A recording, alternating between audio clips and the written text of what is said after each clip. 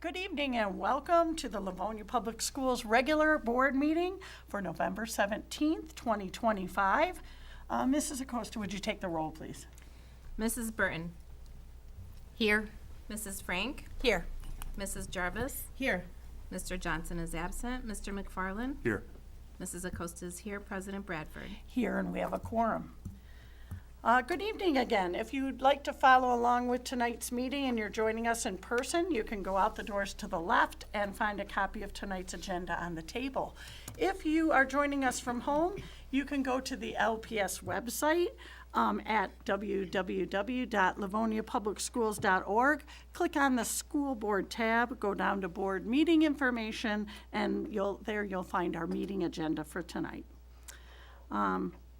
Tonight's a regular board meeting or a voting meeting, and I'm looking around, we got a lot of good energy in the room tonight. Lots of people here, so it's very exciting. So that's wonderful. If you tuned in to watch the meeting, you're going to notice that there's not a lot of discussion happening on some of the items. That's because we've seen and discussed these items multiple times prior to this meeting, mainly at our study session or our committee of the whole meetings. If you wish to hear more regarding these items, we ask that you go back and watch the committee of the whole meeting. There you will find a much richer discussion and answers to many of your questions. Our committee meetings are recorded and they can be found on our website or via YouTube. One other item I'd like to just briefly mention is one of our community with character traits, respect. Our students learn, model, and follow this trait every day at school. Our board also follows and models this important trait here at the table. We do not always agree with one another, and if you can believe that, and we have very differing opinions at times, but we treat each other with respect for our differences and in the way that we convey them to each other. So you have our word that this board will treat everyone in this room with respect, and we ask that you do the same for us. We feel that that's the best way to do our business. Thank you. And with that, what a great evening we have tonight. We are honoring I guess we have to start with our pledge. Oops, I better follow my agenda. Item 2, our pledge. And this evening, I would like to ask our 3 honorees for Educators and Support Staff of the Year to come up to the podium, and they can start us off. All right. I pledge allegiance to the flag of the United States of America and to the republic for which it stands, one nation, under God, indivisible, with liberty and justice for all. Thank you so much. Okay, now we can get started. All right, here we go. We're going to get moving with item 3, communications, and we're going to start right out with item A, the recognition of American Education Week for 2025. May I have a motion, please? President Bradford. Mr. McFarland. Oh, there's so many things to do. Move that the Board of Education of the Livonia Public Schools School District designate November 17 through 21, 2025 as the 104th annual observance of American Education Week. Support. We have a motion by Mr. McFarland, supported by Mrs. Jarvis, for the recognition of American Education Week 2025, and we're so fortunate to have Mrs. Jenkins here tonight to talk about that. Thank you. Thank you. Good evening, President Bradford, members of the board, Superintendent Oquist. Each year, our district, like those across the U.S., recognizes American Education Week, which is designated this year for, actually this week, November 17th through the 21st. I always think it's neat that this designation coincides with our next agenda item, where we will recognize some very special educators in our district. American Education Week, designated by the National Education Association, is celebrating its 104th year of being observed in our country.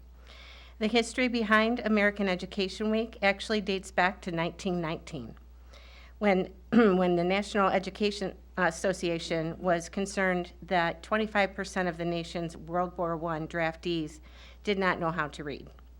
The NEA teamed up with the American Legion to seek ways to generate support for education.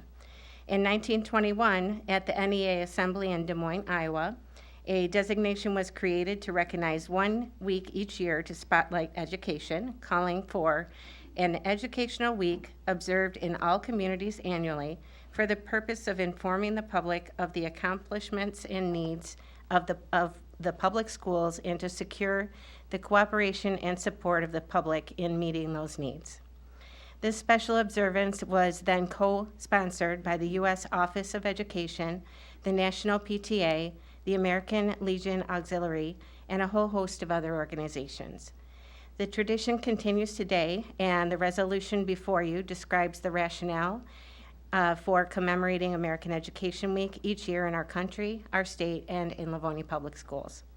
At this time, I'd like to ask Board Trustee Dave McFarland to join me at the podium to read the resolution that we've prepared. And also, if I can invite Livonia Education Association Vice President Megan Bresley to join us to accept the resolution. Welcome, Megan. All right, American Education Week, November 17 through 21, 2025 resolution. Whereas public schools are the backbone of our democracy, providing young people with the tools they need to maintain our nation's precious values of freedom, civility, equality, and whereas by equipping young Americans with both practical skills and broader intellectual abilities, schools give them hope for and access to a productive future, and whereas public education employees work tirelessly to serve our children and communities with care and professionalism, and whereas schools unite communities, bringing together adults, children, educators, and volunteers, business leaders, and elected officials in a common purpose. Now therefore be it resolved that the trustees of the Board of Education of the Livonia Public Schools School District do hereby proclaim November 17 through 21, 2025 as the 104th annual observance of American Education Week, and urge all citizens to make a commitment to public education and the future of our children. Be it further resolved that the trustees of the Livonia Public Schools Board of Education take this special occasion to thank Livonia Public Schools employees, parents, and community volunteers for their work they do to educate and support the children of our school district.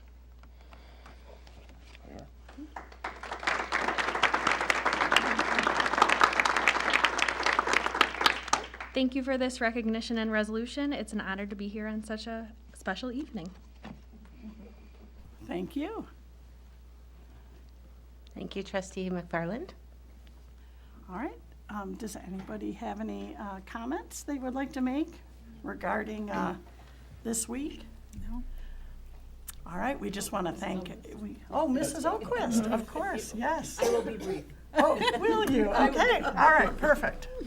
Well, as you know, we love any opportunity to recognize our amazing staff in Livonia Public Schools, and included in this resolution are some really important reminders about the essential service that public education provides for our children, for our community, and for our nation as a whole. So thank you, Mrs. Jenkins, for bringing this forward to us. Thank you to our board for passing this resolution annually. Mrs. Bresley, thank you so much for being here on behalf of all of the teaching staff in our district, and we want to thank the over 1,900 staff who are part of our Livonia Public Schools family. Thank you. Okay. We have a motion by Mr. McFarland, supported by Mrs. Jarvis, for the recognition of American Education Week 2025. Mrs. Acosta, would you take the roll, please? Mr. McFarland, Yes. Mrs. Jarvis, Yes. Mrs. Frank, Yes. Mrs. Burton, Yes. Mrs. Acosta says yes. President Bradford, Yes, and the motion is carried. Congratulations to the week. All right. We're going to move on to item 3B, the recognition of educators and support staff of the year. May I have a motion, please? President Bradford, Mrs. Jarvis. move that the Board of Education of the Livonia Public Schools School District adopt the attached resolutions for the 2025-2026 Educators and Support Staff of the Year. Support. We have a motion by Mrs. Jarvis, supported by Mr. McFarland, for the recognition of educators and support staff of the year. And again, this is one of my favorite times of the year, we're gonna hear from Mrs. Jenkins. Thank you, President Bradford. Yes, tonight is one of the best nights in LPS, hands down, every year, for the past 42 years, if you can believe that. So tonight, it's my pleasure to present to you our Livonia Public Schools Educators and Support Staff of the Year for the 2025-2026 school year. I'm so proud to continue this 42-year tradition where we celebrate some very special contributors to our schools, our district, and of course, the students they serve each and every day. This year's program culminates a months-long process that garnered nearly 200 nominations from all across the district, from parents, from students, and from staff members. To each person who took the time to submit thoughtful and impactful nominations, we say thank you. To the selection committee that was tasked with this very difficult decision, thank you for your time, expertise, and your heartfelt contributions to this process. I can't wait to share the stories, the background, and just a glimpse of the passion that shines through our honorees this evening. Before I introduce our stars of the evening, I would like to welcome all of our guests, including, of course, our honorees and their families. They're all surrounding me here. Welcome. Thank you for being here. Thank you to our principals of the honorees who have joined us tonight. Cooper Upper Elementary Principal Rob Witherspoon. Franklin High School Principal Andrew Pacey. And Livonia Career Technical Center Principal Lindsay Gray. Thanks so much for being here. Before we get into our introductions, let me briefly describe how we got to this point this evening with the Educator of the Year and Support Staff of the Year program. Back in the spring, we called for nominations from our parents, students, and staff. Once we had our nominations in place, a district committee read through the packets and again made the very difficult decision to name one elementary educator of the year, one secondary educator of the year, and one support staff person of the year. Without further ado, allow me to introduce you to this year's honorees. And as I call your name, you can just stand and give a little wave, and then I'll have you come up individually to the podium, okay? Smile and wave. Our elementary educator of the year is Jessica Thim. Our secondary educator of the year is Leah Gagno. Hello. And our support staff person of the year is Melissa Bader. Notice how I seated them strategically right by me. All right, let's start off with a round of applause for this year's honoree.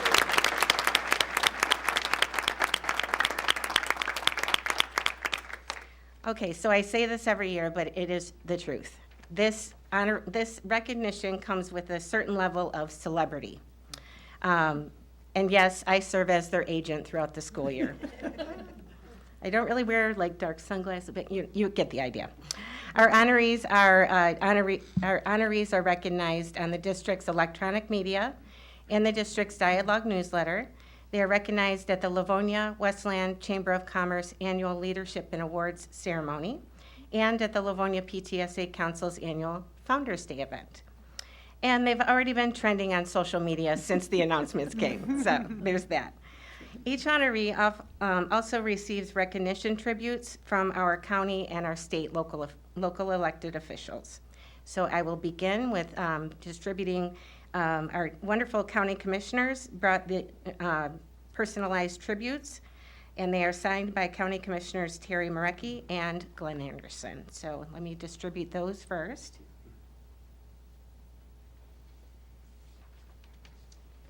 I'll hold one up. These are beautiful. Oh, wow. Lots of bragging words in these. So, and there's a little box here. You're welcome.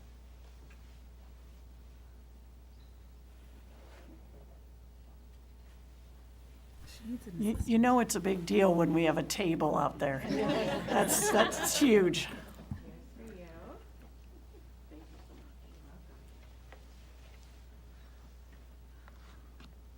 Okay, and coming soon, we have a similar tribute coming from our state elected officials, including Governor Whitmer, State Senator Dana Pohanke, State Representative Lori Pohatsky, State Representative Mary Kavanaugh, and State Representative Matt Colazar and State Representative Stephanie Young. So those are coming at a later date. We couldn't get the signatures quite in time for tonight. In the meantime, this is the best part. I'm so excited to present a few gifts for our honorees, including this beautiful golden apple, which I always love to show off. And it's inscribed with the LPS logo and the honoree's name and their designation. So let me just hand these off. Here's your box. You're welcome. I'm sorry. I know. Aren't they heavy? They're heavy.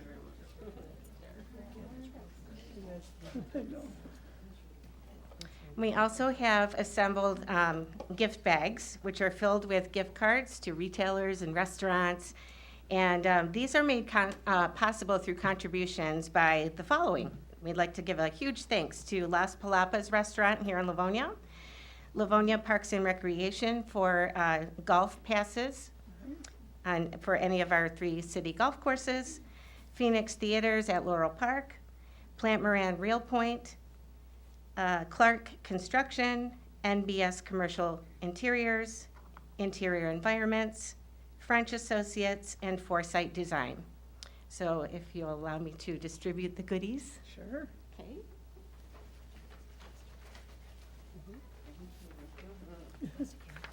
And I included a special LPS little swag item in there as well.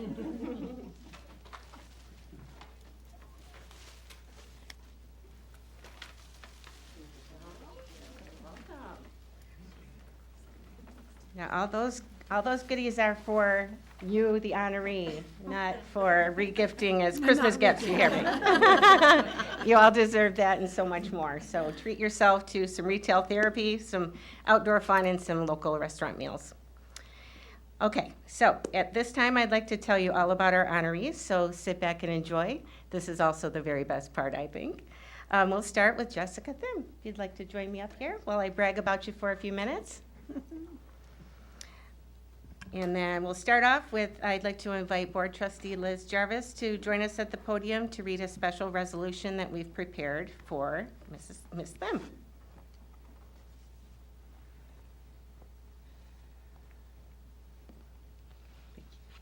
Congratulations. Thank you. Livonia Public Schools, November 17th, 2025 resolution.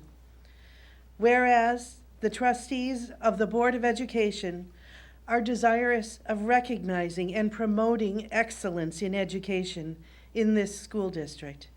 And whereas Jessica Thim, 6th grade teacher at Cooper Upper Elementary and an 8-year employee of Livonia Public Schools, has distinguished herself by being named Elementary Educator of the Year for 2025-2026 by a district-wide committee.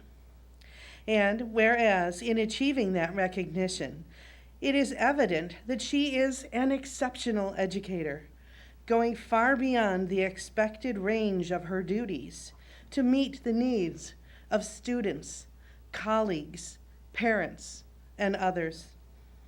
And whereas Jessica exhibits daily that she is a tireless advocate for students, a collaborative leader among the staff, and a role model for positivity and integrity at Cooper Upper Elementary and in Livonia Public Schools through her heartfelt commitment to students.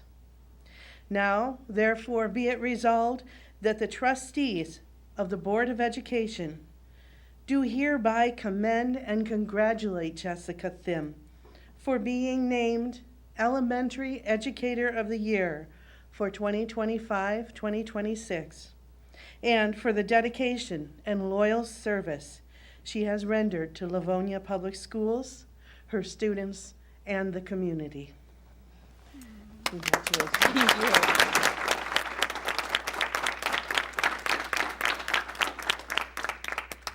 Thank you. Thank you so much, Trustee Jarvis. Set that over there. Okay. As stated in the resolution, Jessica is an 8-year teacher in Livonia Public Schools, where she teaches 6th grade at Cooper Upper Elementary. She is joined tonight by several family members. Raise your hands, or one family member. Hi, Mom. And Cooper Principal Rob Witherspoon, and several Cooper staff. Thank you all so much for joining us and supporting Jessica tonight.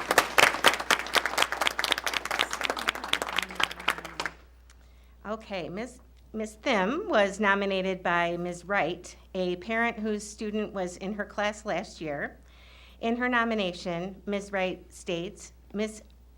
Thim, I might just say Jessica from now on, always treats students with respect and encourages them when they need it the most. It's clear she's doing what she loves and what she's meant to do. She will forever hold a special place in our hearts. Teaching is, indeed, what Jessica was meant to do. She knew this from a young age, but in deciding what type of teacher she would want to be, she only had to look back at her high school biology teacher, Mrs. D'Angelo, who was kind and consistent. She set high expectations for students and pushed them to reach their full potential. Jessica said Mrs. D'Angelo made her students feel capable and valued, and that classroom culture sticks with her to this day. Jessica's teaching philosophy centers around the belief that every student has the ability to learn and succeed, and that they can only thrive academically when they feel safe, seen, and welcomed in the classroom. Do you need a quick? I'm good. Thank you. Just the original, just to start. Okay. She is intentional about building relationships with her students while fostering an inclusive classroom environment where her students know that no matter the challenge, they are supported, they are valued, and they are respected. She said that's when meaningful learning happens. Several examples of her approach were included in her packet, but I'll mention one in which Ms. Thim built a trusted connection with a student who was struggling coming to school on a regular basis due to her anxiety. She arranged for the student to come into school 15 minutes early so they could talk about anything they wanted, from a favorite TV show or things that they were, anything else that was making the student feel anxious that day. This consistent routine enabled the student to grow her confidence and trust, and over time, she was able to attend school on a daily basis. This student even teamed up with Ms. Thim to dress up as the characters Russell and Carl from the movie Up during March's Reading Month. And Jessica said this and other examples remind her that even the smallest things can have a major impact on a student's feelings of support and success in school. She notes that it's important for her to be genuinely herself with her students, even if that means exposing her little quirks, such as sometimes singing instead of talking. This is something that always draws giggles and reminds the kids that she's human and she's genuinely enjoying them as well. Again, when students feel safe, they can strip away the masks and be themselves, thus opening them up to the joy of learning. When Jessica is not in front of students, she serves in several leadership roles, both at the school level and the district level. For the past 6 years, she has led the PBIS, which stands for Positive Behavioral Intervention and Supports Committee, guiding Cooper's transition from the Leader in Me program to the PBIS framework. In this role, she has led professional development for colleagues in areas such as Tier 1 intervention strategies, student data analysis, and trauma-informed practices with the help of some of her colleagues. She helped open a school store and launch Cooper's awesome Student of the Month program in addition to organizing PBIS clubs for students. Jessica is also a professional learning community leader, where she facilitates collaboration among colleagues to dive into student data and identify areas of instructional focus. She is also one of just 7 educators to represent LPS at the Galileo Institute for Teacher Leadership, a position she earned through a competitive interview process. And finally, Jessica is in her 4th year as the 6th grade content area leader for English language arts and social studies at the district level. I'm just wondering, do you ever sleep? That's a lot. Her many contributions haven't gone unnoticed. Cooper Principal Rob Witherspoon said that she is a tireless advocate who believes in every learner's potential, and she works relentlessly to meet their individual needs. He goes on to say, Jessica Them embodies compassion, perseverance, and excellence, qualities that inspire everyone around her. She represents the very best in Livonia Public Schools and is truly deserving of this honor. Jessica's teaching partner, Laura Alvarez, said, Jessica is one of the best educators I have had the privilege of working with in my 12 years of teaching. She goes on to say, she is everything you look for in an educator. She is kind and compassionate, fair and equitable, supportive to both students and their families, and leads and or supports almost every facet at Cooper. And there we go. Note for next year, I should keep a little box up here. In the words of Ms. Wright, the parent who nominated Ms. Tim, she is truly one of the best teachers my son has ever had in every way that he's ever needed. And with that, I'll give her a second, but with that, I'd love to turn it over to Jessica for a few words.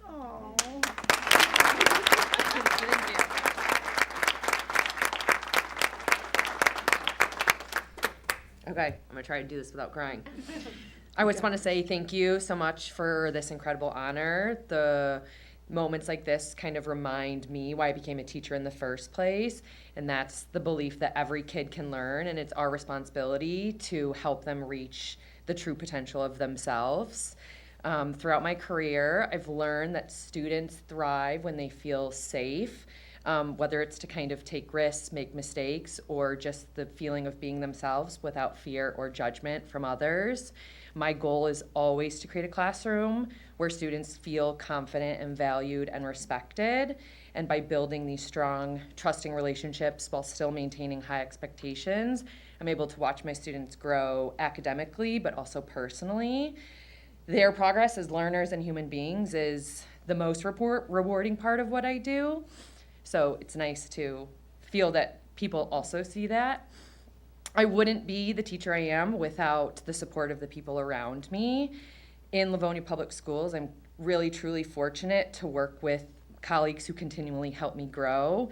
I'm especially grateful to my administrators who I've worked under, Shalonda Owens, Kim Simoleon, Cindy Pearson, and Rob Witherspoon, who've encouraged me to try new ideas, listen to me when I'm overwhelmed, and let me be my authentic self. I've also been lucky to take part in the Galileo Institute, to work with Jen Corey and other teachers throughout the district as a content area leader, and then serve on various committees in my building. Each of these experiences is kind of shaping who I am as an educator and a leader, and hopefully reaching outside the four walls of my classroom to have an impact.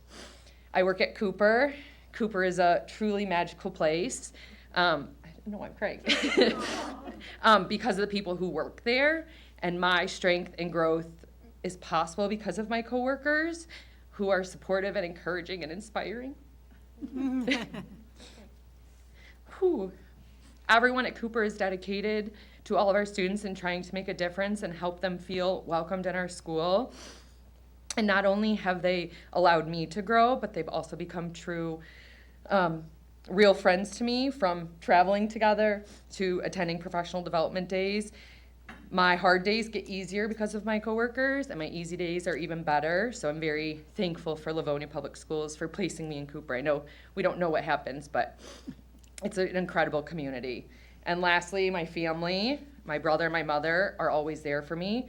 They've allowed me to become the best version of myself. My mom is my biggest supporter and my biggest cheerleader.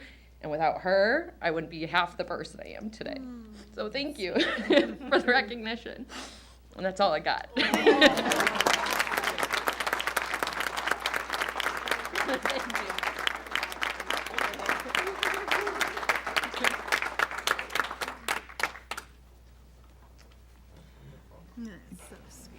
did we want to, I think we wanted to save our comments to the end, if that's okay? We'll listen to all three and then, And we'll save the that vote was to the so end too, wonderful. right? What a nice job. Yes.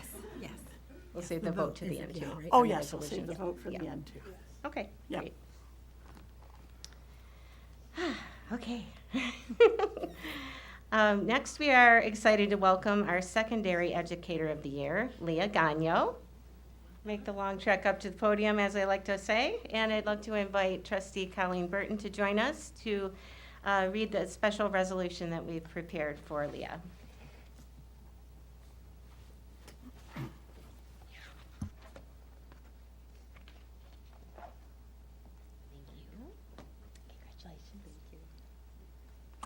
Livonia Public Schools, November 17th, 2025. Resolution.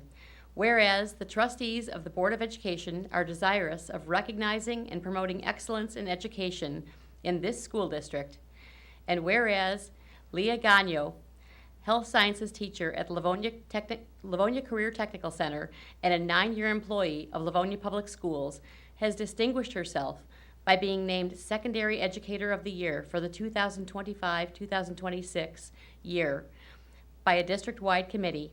And whereas, in achieving that recognition, it is evident that she is an exceptional educator, going far beyond the expected range of her duties to meet the needs of students, colleagues, parents, and others. And whereas, Leah is deeply committed to providing professional instruction in the field of health sciences, while purposefully and genuinely building relationships with her students through creative lessons and personal guidance as they contemplate careers in the health sciences field. Now therefore be it resolved that the trustees of the Board of Education do hereby commend and congratulate Leah Gagno for being named Secondary Educator of the Year for the 2025-2026 year, and for the dedication and loyal service that she has rendered to Livonia Public Schools, to her students, and to the community.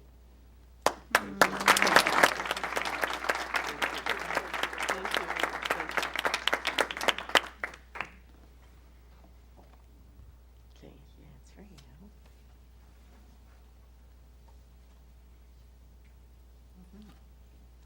Thank you so much, Trustee Burton.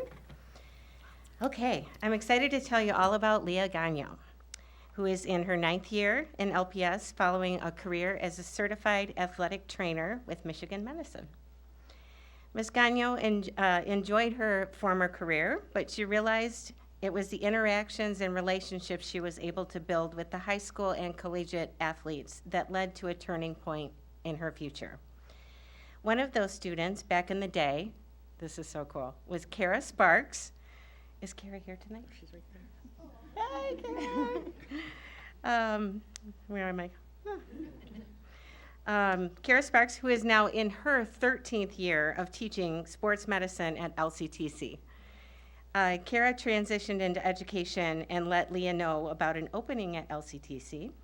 And she thought about, and Leah then thought about what her father, who was a college professor, always said, that she would make a great teacher. His encouragement and her love for mentoring led her to her current role. She said, quote, "I've never been one to shy away from hard work, and the rewards of teaching have proved to be truly exponential. Being part of Livonia Public Schools and the LCTC community has been one of the greatest gifts of my life."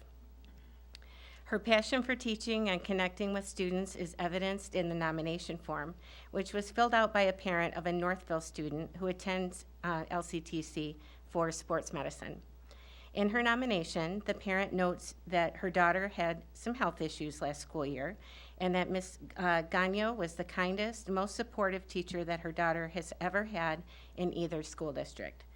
She said, quote, "There is a level of support and encouragement that Ms. Gagno gives to all of her students, and it's just on a different level."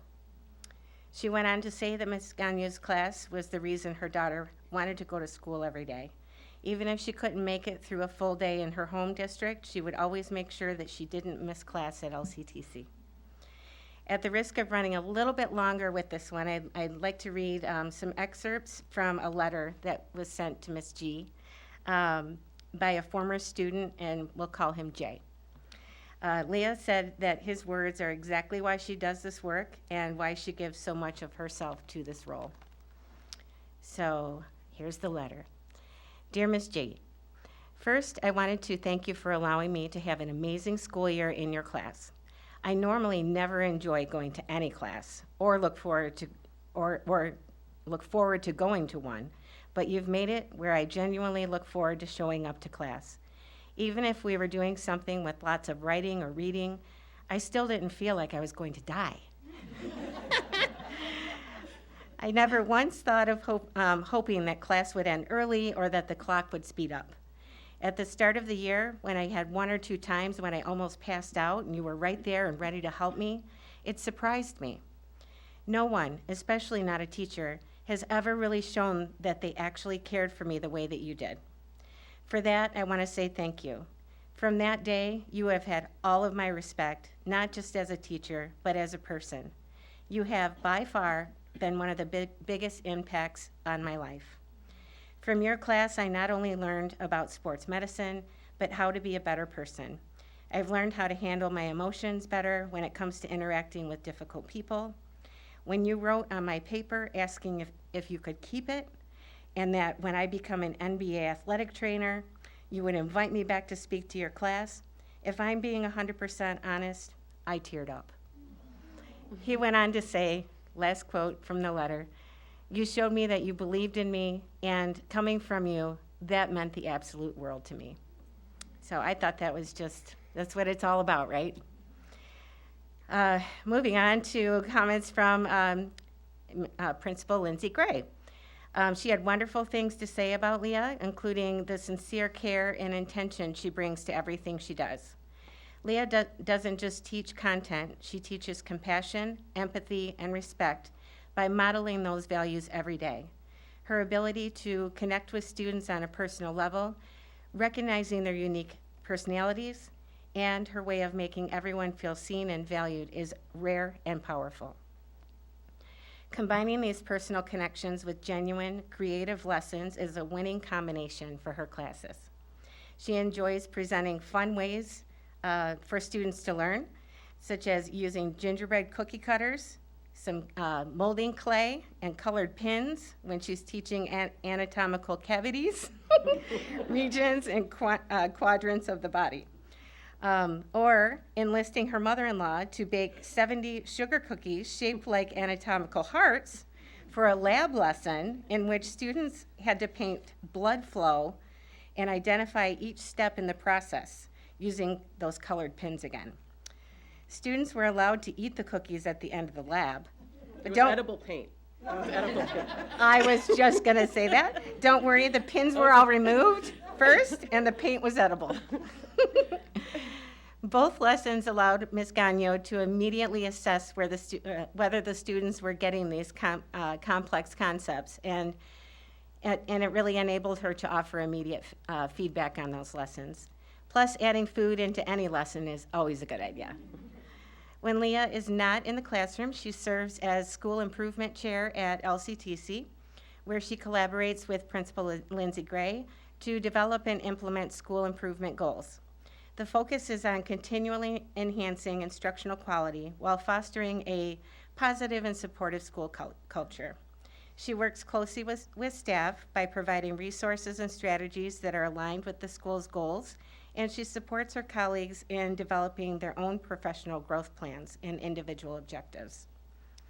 She is also co-leading alongside Mrs. Gray the quality assurance review process at LCTC, and she participated in the secondary assessment task force to develop consistent assessment and retake processes across the secondary level district-wide.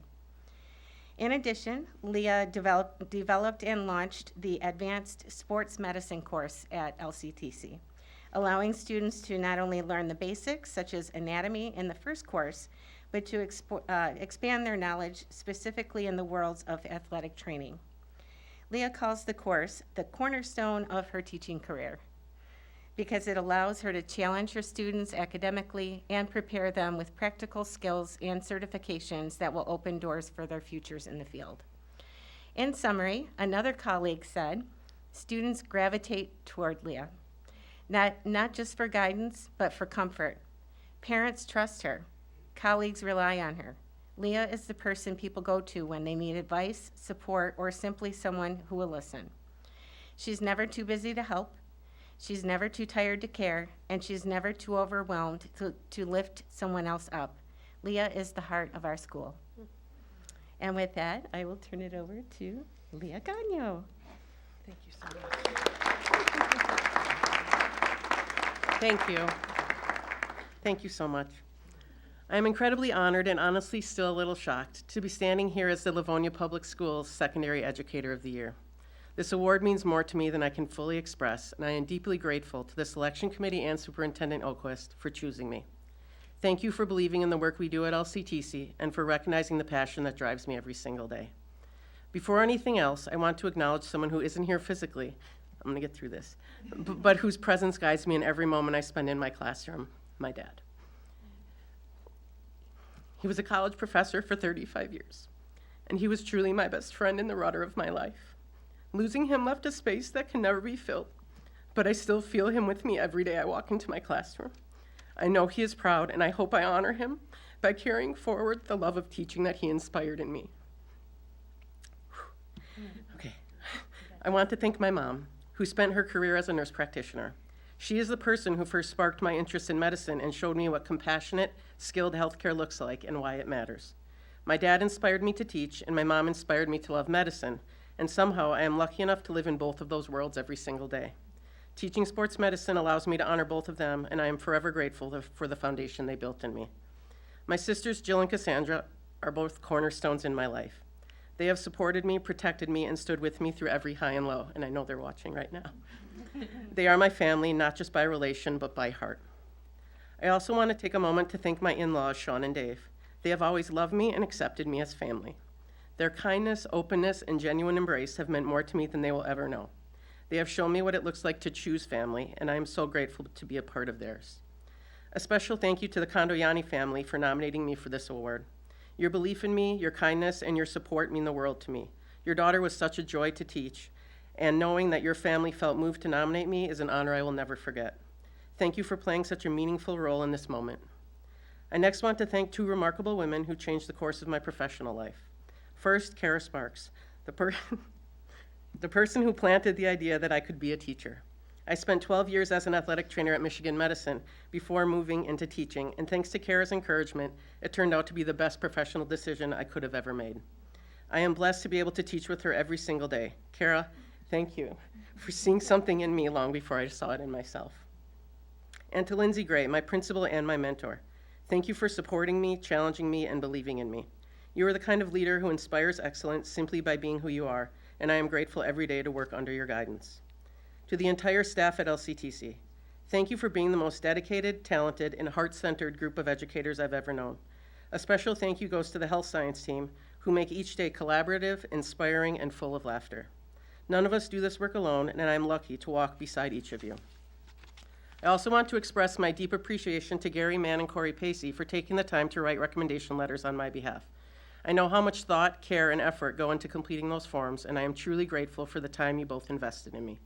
Gary, having you, last year's Secondary Educator of the Year, support my nomination is an honor I will never forget. I am humbled to be in this club with you now. Thank you both for helping me make this moment possible. To my magical students, you are the heartbeat of everything I do. You teach me far more than I could ever teach you. You make me laugh, you challenge me, and you are the reason I look forward to coming to work every single day. You remind me that education is about connection, purpose, and those moments when everything just clicks. Thank you for letting me be part of your story. I also want to thank the two most important people in my personal world.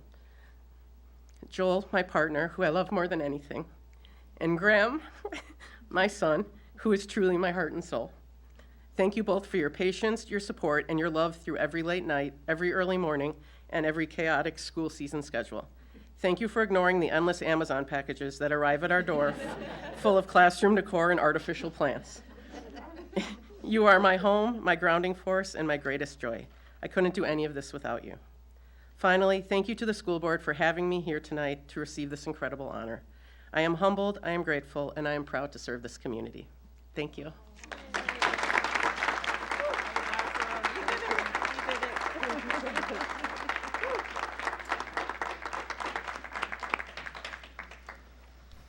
I We might all- be needing those tissues. I was just going to say, we all need a box of Kleenex tonight. Oh, boy. Okay. All right. Last but not least, we welcome Melissa Bader, who is our LPS Support Staff Person of the Year. Welcome, Melissa. And I'd like to invite Board Vice President, Crystal Frank, to join us at the podium to read a special resolution we've prepared for Melissa.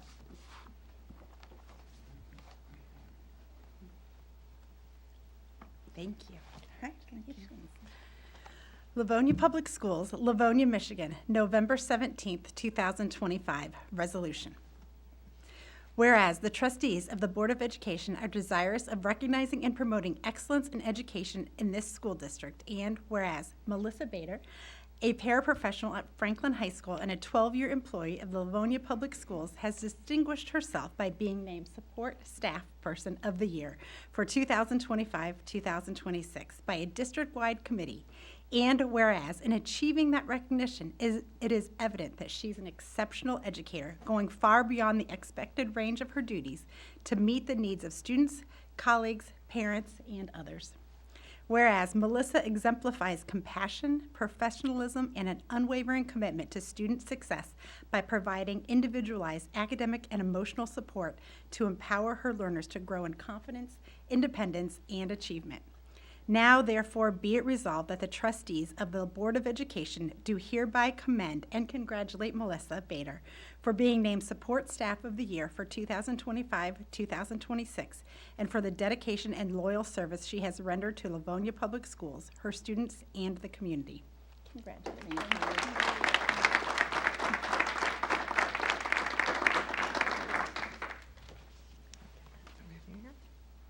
Thank you, Vice President Frank. All right, are you ready? Sure. Come a little closer. Okay, come a little closer. Don't be shy. All right. During her 12 years with LPS, Melissa Bader has positively impacted students across the district, serving as a paraprofessional in programs ranging from early childhood all the way through to the high school level. Melissa brings a grounded approach to her parapro role, with kindness, patience, and respect at the center of all that she does. This is why I love the Support Staff of the Year award category in this recognition program. Melissa is one of hundreds of examples of the unsung hero who brings her best effort and her big heart every day to her students. Melissa is currently a one-on-one resource room parapro at Franklin High School. Through the years, she has worked with students who have a wide range of learning, behavioral, and emotional needs, skillfully reinforcing IEP goals, adapting lessons to meet diverse needs, and celebrating every milestone in her students' learning. She was nominated by Franklin ELA teacher Laura Ray, who said Melissa's role extends far beyond academic instruction and support. She states that Melissa creates an environment in the resource room where students feel seen, heard, and capable.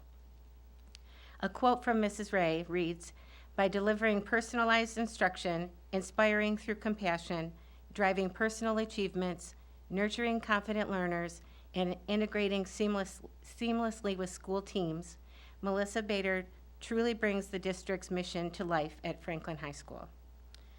Her philosophy is centered around the belief that every student, regardless of ability, deserves access to a high-quality, inclusive education that values their unique strengths and supports their individual needs.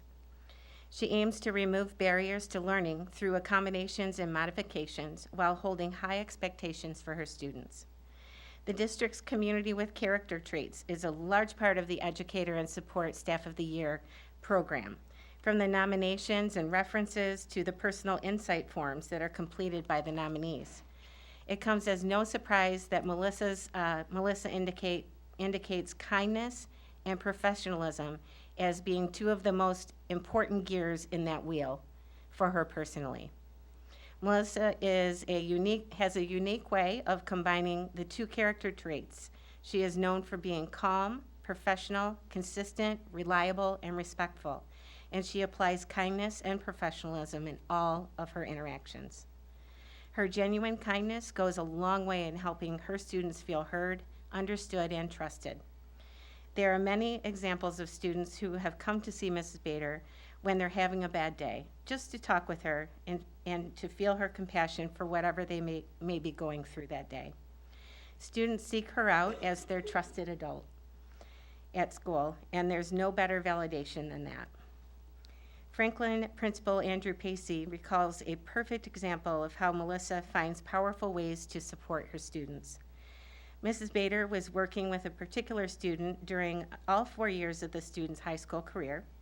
This student struggled significantly to function within a general education setting, but with Melissa's daily and unwavering support, the student began to gain confidence while absorbing Melissa's modeling of appropriate social interactions. This student even learned how to advocate for herself. Each year, the student grew. More and more, it became apparent. She would start making eye contact and greeting staff while openly sharing her excitement about her own progress. She even enrolled in a CTE, hospitality management course, and accepted new challenges and opportunities within the program. Mr. Pacey said, Melissa's impact was truly transformative for this student. Special education teacher Casey McCullough said Melissa consistently goes above and beyond to ensure that students have that trusted adult at school. She recalls watching an amazing transformation in one student who was working with Mrs. Bader. This student was struggling academically, was often disengaged, and showed very low confidence. Melissa made it a point to connect with this student each morning to help them set up small goals for the day. Over time, the students' confidence began to grow. They saw that Mrs. Bader believed in them and began to put forth the effort to independently complete assignments and participate in class. By the end of the school year, this student not only passed all of their classes, but also expressed interest in pursuing post-secondary education. This was something that this student never would have thought would have been possible. In summary, Mrs. McCullough sums it up perfectly. She said, I cannot think of anyone more deserving of this recognition than Melissa. Her unwavering dedication, professionalism, and positive influence have made a meaningful and lasting impact on the students she serves and on the broader school community.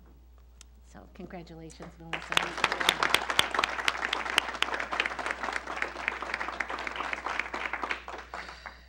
Okay. There you go. All right, let's see if I can do this. Okay. Wow, thank you, Stacy, for that.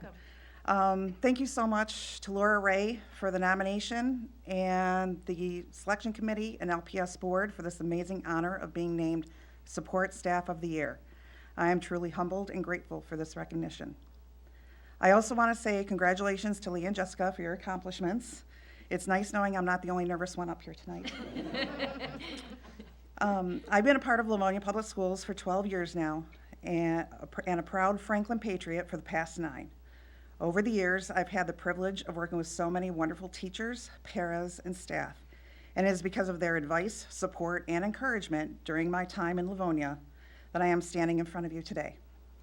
However, it's the kids I've worked with over the years who inspire me to be more patient, empathetic, and understanding because I want them to always feel supported whenever they need help.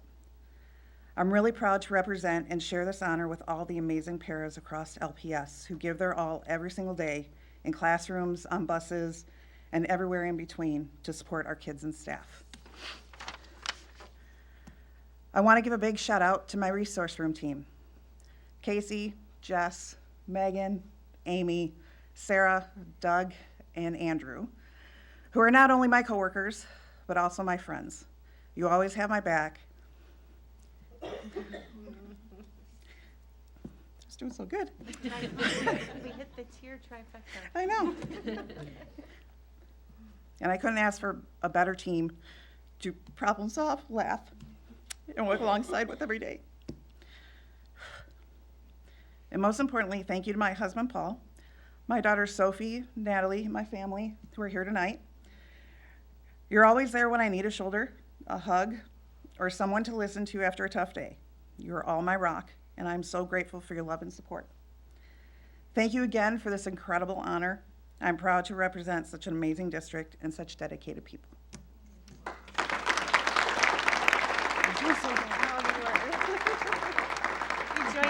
Join the cheer party, that's okay.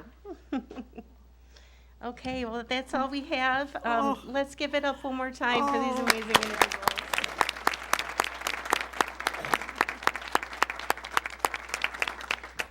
Thank you so much, Mrs. Jenkins, for honoring our three friends today. And I'm going to just open it up to anybody here at the board table, if anybody would like to share any thoughts.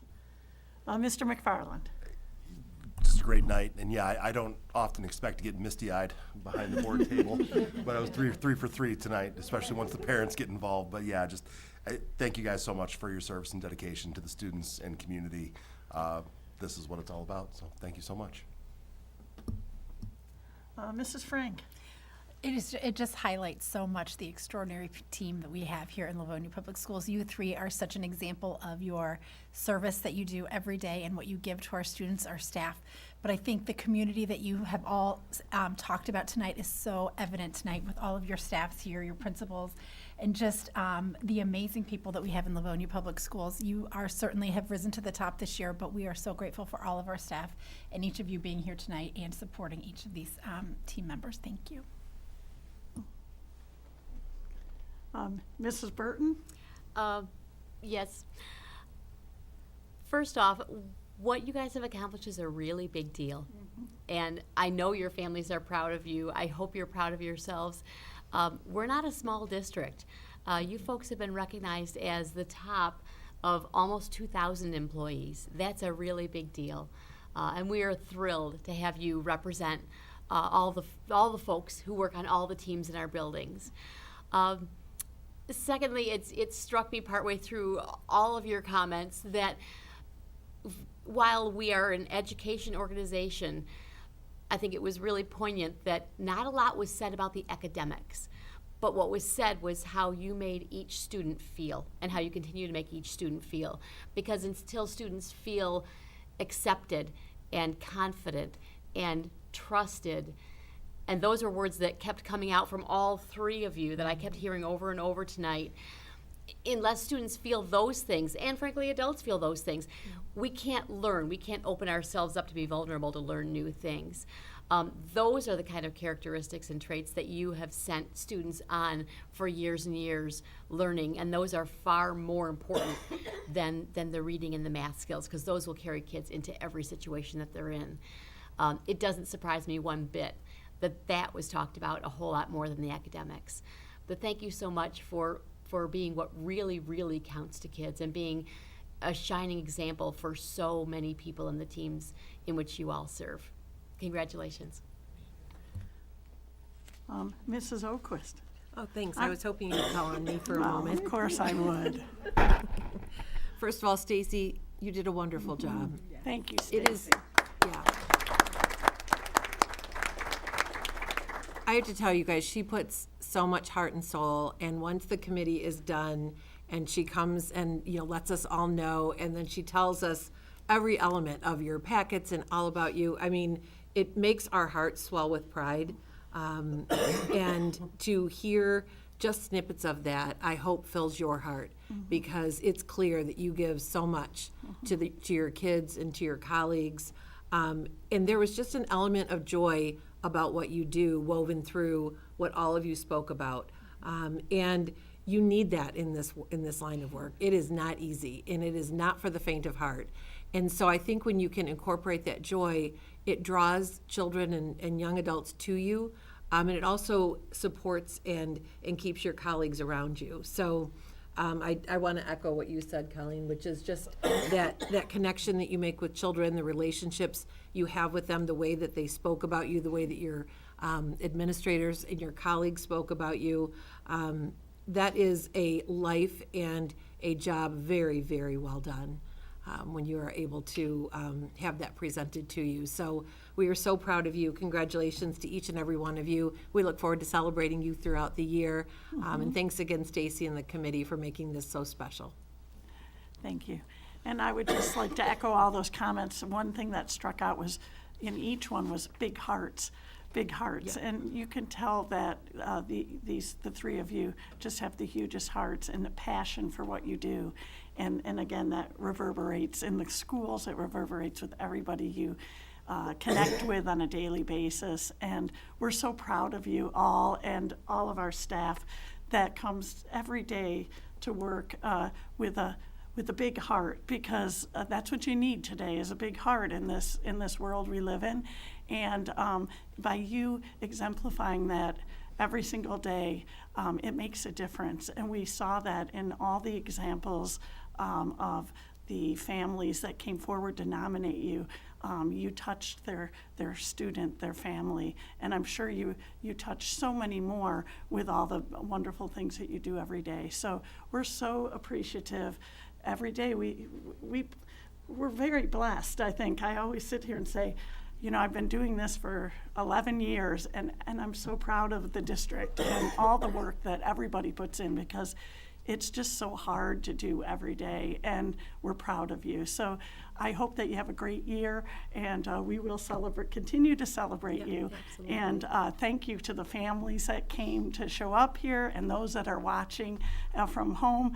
I hope there's more than 10 tonight. Usually we get 10 or 12, but I just love You're going to be the room big is draw for our packed. viewership tonight. Yeah, we heard, might have a big viewership. I heard that we may have some viewers from Wisconsin. Oh, wow, we're taking it out Going of the state. viral. We're viral. Wow, we could go viral. Oh, California too. Oh, wow. Nice. Okay. But I'm glad I just- didn't know that ahead of time. I would have been a little even more nervous nervous. about that. Well, I just want to say thank you, too, to all the staff here. This just warms my heart that you're all here on a Monday night to support your colleagues and the district. So that means a lot to all of us here at the board table, that you show up every day with love in your hearts and compassion for the kids that you serve. So thank you for that. And yeah, it's an exciting night.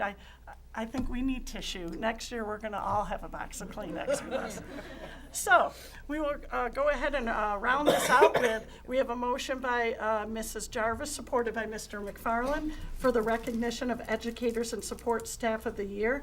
And Mrs. Acosta, would you take the roll, please? Yes. Mrs. Jarvis. Yes. Mr. McFarland. Yes. Mrs. Acosta says yes. Mrs. Frank. Yes. Mrs. Burton. Yes. President Bradford. Yes, and that motion has passed. Congratulations.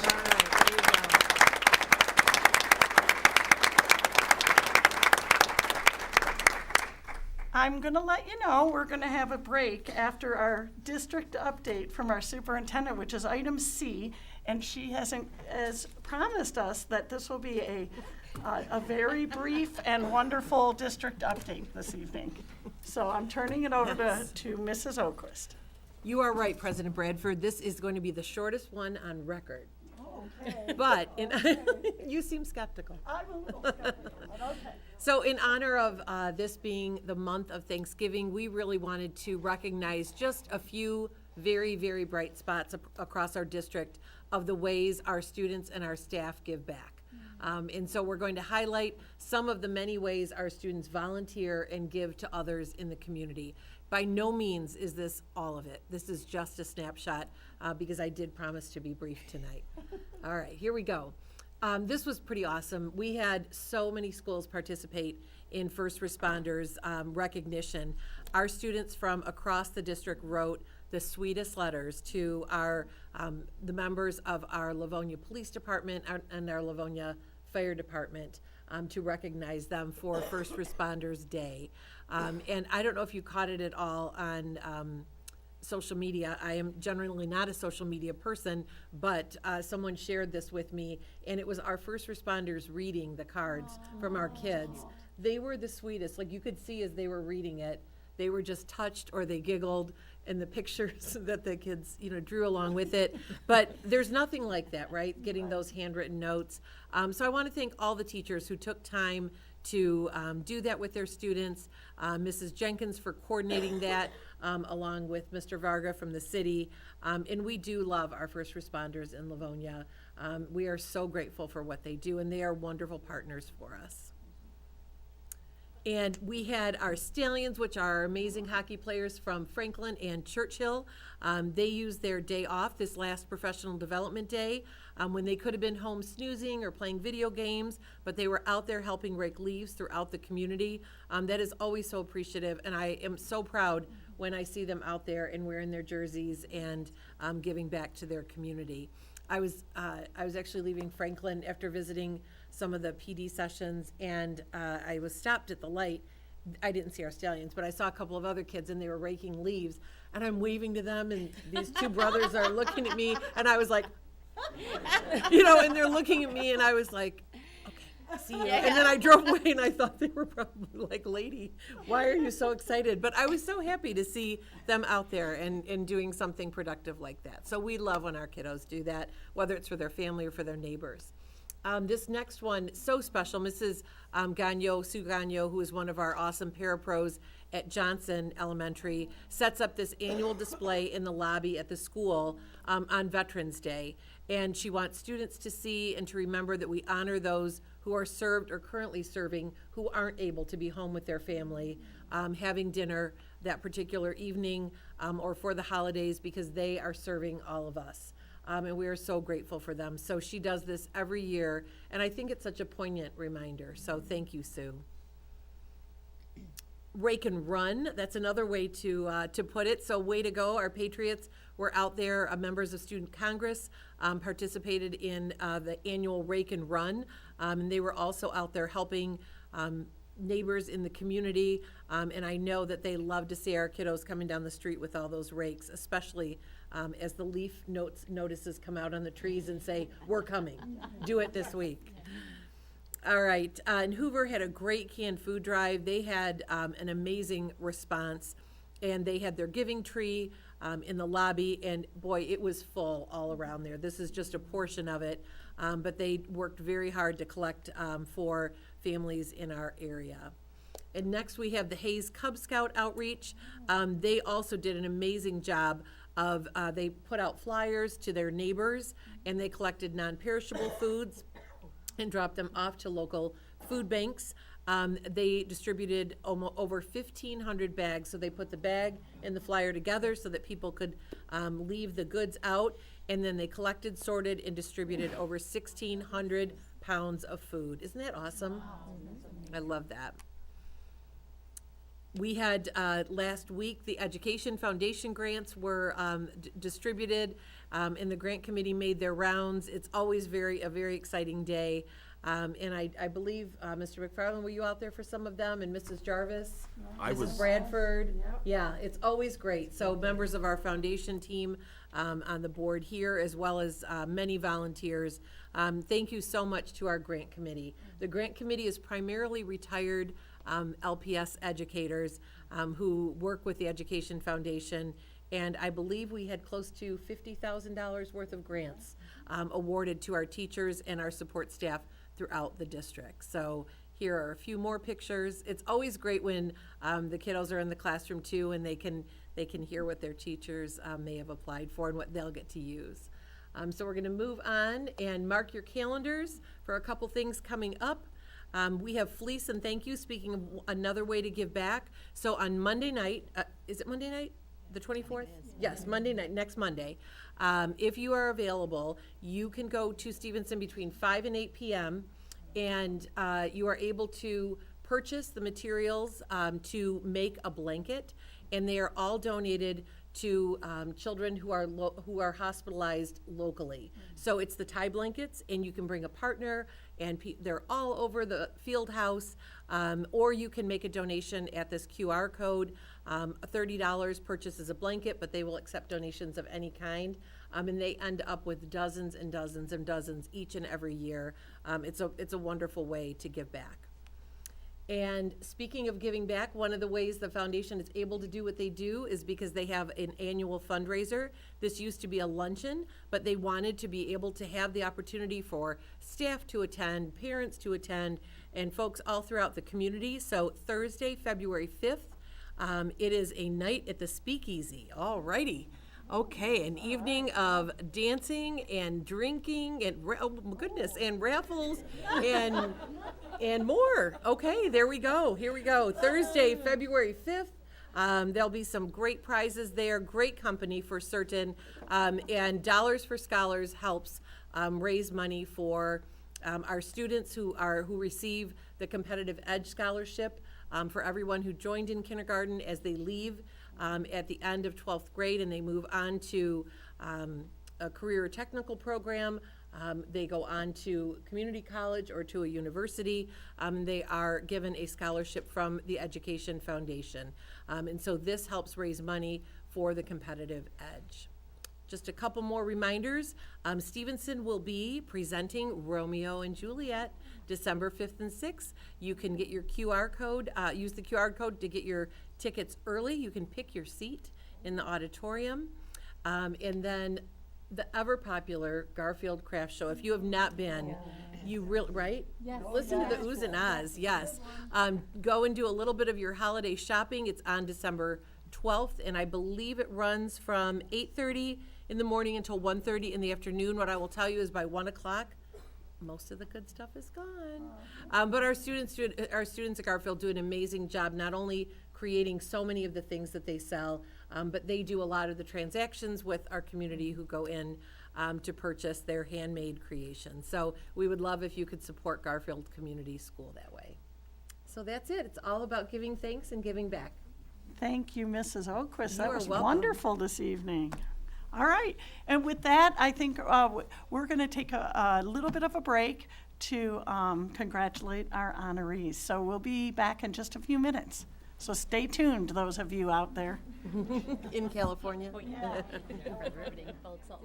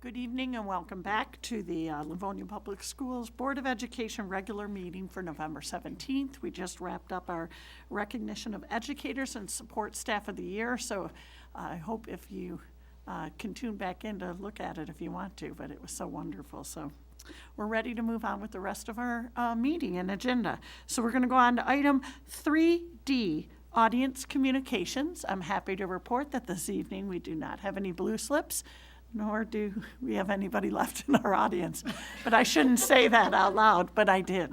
Okay, we're going to move on to item 4, our consent agenda. May I have a motion, please? President Bradford, Mrs. Acosta. move that the Board of Education of the Livonia Public Schools School District approve the following consent agenda items as recommended by the superintendent. 5A, minutes of special meeting of November 11th, 2025. 5B, minutes of regular meeting of October 20, 2025. 6B, purchase of bulk salt. Support. We have a motion by Mrs. Acosta, supported by Mrs. Jarvis for the consent agenda. These routine items have been individually reviewed by board committees and they were unanimously recommended for placing on the consent agenda. Is there any member of the board who wishes to remove any items from the consent agenda this evening? All right, seeing none, we have a motion for Mrs. Acosta, supported by Mrs. Jarvis for the consent agenda. Mrs. Acosta, would you take the roll, please? Mrs. Jarvis, Yes. Mr. McFarland, Yes. Mrs. Burton, Yes. Mrs. Frank, Yes. Mrs. Acosta says yes. President Bradford. Yes, and the motion carries. We're going to move on to item 6, business matters, and item 6A is the approval of the 2026 bond renovation contracts. May I have a motion, please? President Bradford. Mrs. Jarvis. Move that the Board of Education approve the recommendation from Plant Moran Real Point and Clark Construction Company to award contracts and project budgets for Phase 5, bid package number 1 of the 2026 renovations at Garfield, Nigero, and Webster schools in the total amount of $9,918,227, including construction costs, fees, and contingency. Support. We have a motion by Mrs. Jarvis, supported by Mrs. Acosta, for the approval of the 2026 bond renovation contracts. And this evening, we're going to hear from Mr. Green. Good evening, Mr. Green. Good evening. That was a fantastic celebration earlier tonight, and we topped it off with the approval of bulk salt. Thank you. We have 5 items you're going to hear from me on this evening, and these items, I wanted to thank the board. We took some time at our study sessions over at Buchanan and spent considerable time last week at our committee of the whole meeting discussing these items. So if there's any follow-ups, we can certainly address those tonight, but I appreciated the gift of time going over all these items the last few weeks. As Mr. Frink and Mr. Weber explained last week, we conducted our bids for the 2026 projects for our bond and had great bid coverage, and we're bringing it to the board tonight for approval so we can get started with the logistical planning of all that work that's lying ahead for us. Thank you so much. It's hard to believe, and we're in phase 5 already. Yes. And I'm really looking forward to seeing the changes at Garfield, Niji, and Webster. Those are some great gems, and I can't wait to see what's going to be happening over there in the upcoming year. Does anybody have any questions or comments regarding this contract or the renovation? We did discuss this in length at our committee of the whole. Yep, and Yes, we've had quite a bit, as a so- reminder, we did come under budget for this project as well, so Oh, good nice news. work. Okay, Good very news. good. All right. Seeing no questions or comments, we have a motion by Mrs. Jarvis, supported by Mrs. Acosta, for the approval of the 2026 bond renovation contracts. Mrs. Acosta, would you take the roll, please? Mrs. Jarvis. Yes. Mrs. Frank, Yes. Mr. McFarland, Yes. Mrs. Burton, Yes. Mrs. Acosta says yes. President Bradford. Yes, and the motion carries. Moving on to item 6C, the approval of purchase of hydration stations. May I have a motion, please? President Bradford, Mrs. Burton? just a moment, please. Yep. Move that the Board of Education of the Livonia Public Schools School District approve the purchase of hydration stations for various buildings in the district from Spartan Construction Incorporated, Livonia, Michigan, for a total cost of $483,000. Support. We have a motion by Mrs. Burton, supported by Mrs. Frank, for the approval of purchase of hydration stations. Mr. Green? Yes, it was only a year ago where Mr. Francis sat here and explained the work that was being done ahead of time by Livonia Public Schools on installing hydration stations and filtered bubblers across our school district in that plan. And so it was just so happy that we're well ahead of schedule on this. And this is our next phase of work that needs to be done to focus in on schools that need additional hydration stations to meet the requirements of the law, which is set to be in effect starting in the June of 2026. So we've, again, discussed this at length, and we're looking forward to continuing this work with your approval. Great, thank you so much. And I'm so grateful that we are on schedule or ahead of schedule for meeting those requirements. So I appreciate the hard work and diligence of everybody who has been involved in putting these hydration stations around the district. So thank you. Any questions or comments? Mrs. Burton? Mr. Green, this is one where we have to purchase these first and then we apply for reimbursement from the Filter First grant program. Is that correct? I believe that's correct. Okay. Ms. Smith's been my assistant on all those grant On all those pieces, grant and Ms. thing- Williams grant- in her office, yes. Which leads me to my other thought that I wanted to share with folks. Every now and then I'll run across someone who says, we should hire someone to do grants. We have so many people who do so many grants for this district, and it literally, I'm certain, goes into the millions of dollars. But this is just one example of hundreds of thousands of dollars in grants that our folks are diligent about applying for and making sure that we get to the best of our ability, and we get a lot of them. So Absolutely. thanks to our entire team who takes care of a lot of that, in addition to everything else on your plate. Thank you. For sure, grant work is tough work, so I know it's very detailed, so we appreciate everybody that works on those grants, for sure. All right, we have a motion by Mrs. Burton, supported by Mrs. Frank, for the approval of purchase of hydration stations. Mrs. Acosta, would you take the roll, please? Mrs. Burton? Yes. Mrs. Frank? Yes. Mrs. Jarvis? Yes. Mr. McFarland? Yes. Mrs. Acosta says yes. President Bradford? Yes, and the motion carries. Moving on to item 6D, the approval of purchase of lockdown shades. May I have a motion, please? President Bradford, Vice President Frank. move that the Board of Education of the Livonia Public Schools School District approves the purchase and installation of lockdown safety shades from Taylor Nightlock, Clio, Michigan, Taylor Nightlock in Clio, Michigan, for a total cost of $45,095.68. Support. Can we read that? We have a motion by Mrs. Frank, supported by Mr. McFarland, for the approval of purchase of lockdown shades. Mr. Green. Hello again. This is, again, continuing work for Mr. Francis that he began.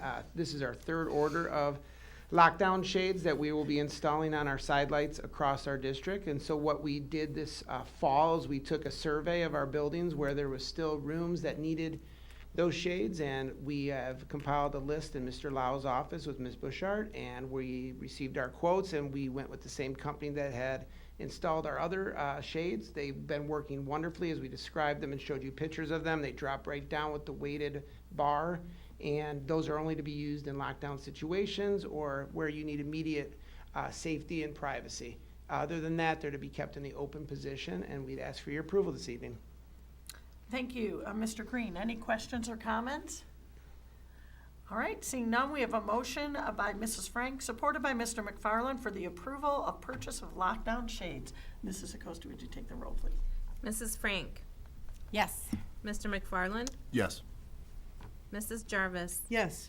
Mrs. Burton? Yes. Mrs. Acosta says yes. President Bradford? Yes, and the motion carries. Moving on to item 6E, the approval of purchase of physical education and fieldhouse fans. May I have a motion, please? President Bradford. Oh, Mr. McFarland. Move that the Board of Education of the Livonia Public Schools School District approve funding for the purchase of portable fans for the gymnasiums and field houses at all upper elementary, middle, and high schools, The fans will be purchased from, Big Ass Fans, located in Lexington, Kentucky, at a total cost of $113,874. Support. We have a motion by Mr. McFarland, supported by Mrs. Jarvis, for the approval of purchase of physical education and fieldhouse fans. I'm Mr. back. Green, Mr. you're back. McFarland, you're a better man than I. You did that with great dignity. Thank you. We explained last week why that company was named the way it is and what we're going to do to make sure that their trademark is covered with our decals from each school. But these fans are an outstanding addition to our gymnasium and field houses. They're going to provide comfort for those teachers that are teaching in those classrooms because they are their classroom. And we had, as I explained the previous weeks, Mr. Francis and I had a chance to see the one in Franklin in action. And it's quite impressive, and it's going to bring a really nice environment to those upper L, middle school, and high school competitive gyms, and field houses. So we'd ask for your approval this evening so we can get those ready for the spring heat. We don't need them maybe quite right now, but they still do a great job even in this winter temperature because it gets a little humid and sticky in those facilities. Oh, I bet it does. Okay, any questions or comments? Seeing none, we have a motion by Mr. McFarland, supported by Mrs. Jarvis, for the approval of purchase of physical education and field house fans. Mrs. Acosta, would you take the roll, please? Mr. McFarland, Yes. Mrs. Jarvis, Yes. Mrs. Frank, Yes. Mrs. Burton, Yes. Mrs. Acosta says yes. President Bradford. Yes, and the motion carries. Moving on to item 6F, approval of purchase of district generator for central office complex. May I have a motion, please? President Bradford. Mrs. Acosta. Move that the Board of Education of the Livonia Public Schools School District approve the recommendation to purchase a stationary generator from Innovative Energy Controls, LLC, Howell, Michigan, in the total amount of $435,000. Support. We have a motion by Mrs. Acosta, supported by Mrs. Frank, for the approval of purchase of district generator for the central office complex. And Mr. Green. Okay, Bring it on home. Thank you. This is it for tonight, but this is an important upgrade. As we've discussed, we currently have a generator, but it does not power up the whole central office complex. We feel it's vital that our complex has that ability, and so this enhancement will ensure uninterrupted operations across our district and our ability here to communicate with all of our buildings and our parents. So we'd ask for your approval this evening, and this new generator will be near the secondary backup generator, which will be a backup and also being used for IT as well. Great. Any questions or comments? Mrs. Burton. And as Mr. Green alluded to, the reason it's so important that this building stay powered is because if this building goes down, most, if not all of our other school buildings cannot stay in session also. Our telephone system goes through it, our IT goes through it, our transportation is out of this facility. If this facility has no power, the district really cannot function. Perfectly said. I'm glad that we're investing this relatively small amount of money to make certain that all of our kiddos get to stay in school on any given day. Very good. Any other questions or comments? Seeing none, we have a motion by Mrs. Acosta, supported by Mrs. Frank, for the approval of purchase of district generator for central office complex. Mrs. Acosta, would you take the roll, please? Mrs. Frank, Yes. Mrs. Jarvis, Yes. Mrs. Burton, Yes. Mr. McFarland, Yes. Mrs. Acosta says yes. President Bradford. Yes, and the motion carries. Moving on to item 7, instruction matters. This evening, we do not have anything to report on. So we're going to move on to item 8, personnel matters, and item 8A, we are going to remove for this evening. So we'll move on to item 8. Oh, that would be 8A, teacher for tenure. We'll remove that item for another evening. Moving on to item 8B, resignations. That also is for board information only. So we are going to go ahead and move on to item 8C, retirements. May I have a motion, please? President Bradford, Mrs. Burton. I apologize in advance if I mispronounce some of these last names. I'm pretty confident that I will. Move that the Board of Education of the Livonia Public Schools School District adopt the attached resolutions of appreciation for the services rendered by Amy Brillhart, Julie Ertman, Jennifer Esparza, and Jane Paldovini. Support. We have a motion by Mrs. Burton, supported by Mrs. Frank, for retirements. And this evening, we're going to hear from, let's see, Mr. Francis. Okay. Thank you, Mr. Francis. Good evening, everybody. Sorry, I was looking down the line there. No, that's okay. Well, tonight we're honoring and congratulating 4 members of our LPS family who are retiring from the positions with Livonia Public Schools. As these staff members leave the district, they take with them a combined total of 97 years of experience. I know some of these folks, I've worked with some of these folks, they can't be old enough to retire because that would mean I'm getting older. So on behalf of the administration, I'd like to thank these wonderful staff members for their dedicated years of service they provided to the students of the LPS, and we ask the board to please adopt the attached resolution of appreciation for our retirees. Thank you, Mr. Francis. You're welcome. Any comments or questions other than happy retirement, congratulations, enjoy your time, and everything else. We're going to miss you, though, that's for sure. There's several, all of these people on this list are so important, so we will miss you, but we wish you all the best on your retirement. We have a motion by Mrs. Burton, supported by Mrs. Frank for retirements. Mrs. Acosta, would you take the roll, please? Mrs. Burton? Yes. Mrs. Frank? Yes. Mrs. Jarvis? Yes. Mr. McFarland? Yes. Mrs. Acosta says yes. President Bradford? Yes, and the motion carries. Moving on to item 9, hearing from board members. And item 9A is the second reading, removal of bylaw of the board ABCB, board member qualifications and oath of office. May I have a motion, please? President Bradford. Mrs. Frank. Move that the Board of Education of the Livonia Public Schools School District accept the recommendation of the Board Policy Committee for the removal of bylaw of the board ABCB, board member qualifications and oath of office. Support. We have a motion by Mrs. Frank, supported by Mr. McFarland, for the second reading, removal of bylaw of the board ABCB, board member qualifications and oath of office. And this evening, we're going to hear from Mrs. Oquist. Thank you so much, President Bradford. We will be making the recommendation to remove bylaw ABCB because we have included the section entitled Acceptance of Office, Constitutional Oath into another policy that we will be discussing in just a moment. So this separate policy is no longer needed. Alrighty, any questions or comments? Seeing none, we have a motion by Mrs. Frank, supported by Mr. McFarland, for the second reading, removal of bylaw of the board ABCB, board member qualifications and oath of office. Mrs. Acosta, would you take the roll, please? Mrs. Frank? Yes. Mr. McFarland? Yes. Mrs. Jarvis? Yes. Mrs. Burton? Yes. Mrs. Acosta says yes. President Bradford? Yes, and the motion carries. Moving on to item 9B, second reading, removal of bylaw of the board ABCC, board member method of election. May I have a motion, please? President Bradford. Mr. McFarland. Move that the Board of Education of the Livonia Public Schools School District accept the recommendation of the Board Policy Committee for the removal of bylaw of the board ABCC, board member method of election. Support.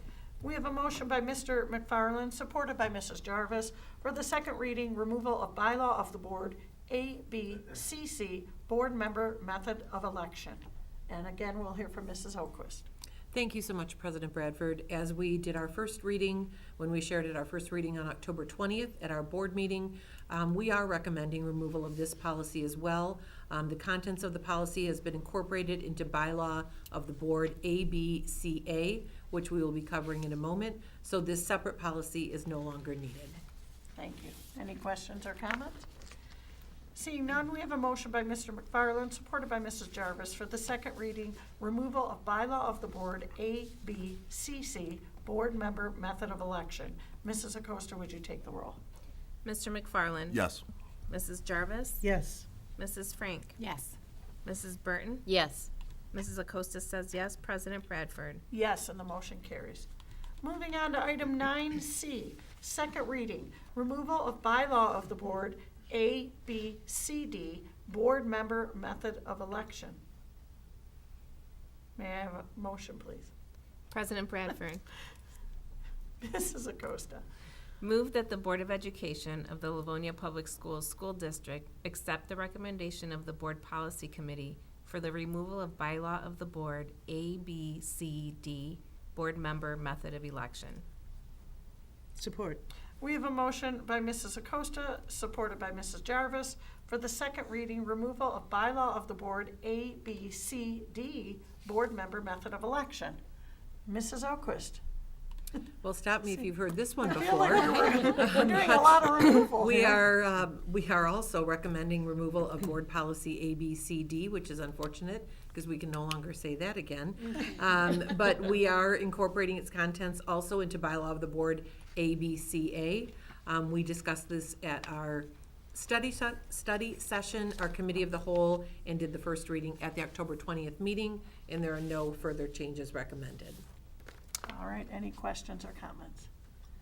Seeing none, we have a motion by Mrs. Acosta, supported by Mrs. Jarvis, for the second reading, removal of bylaw of the board A, B, C, D, board member method of election.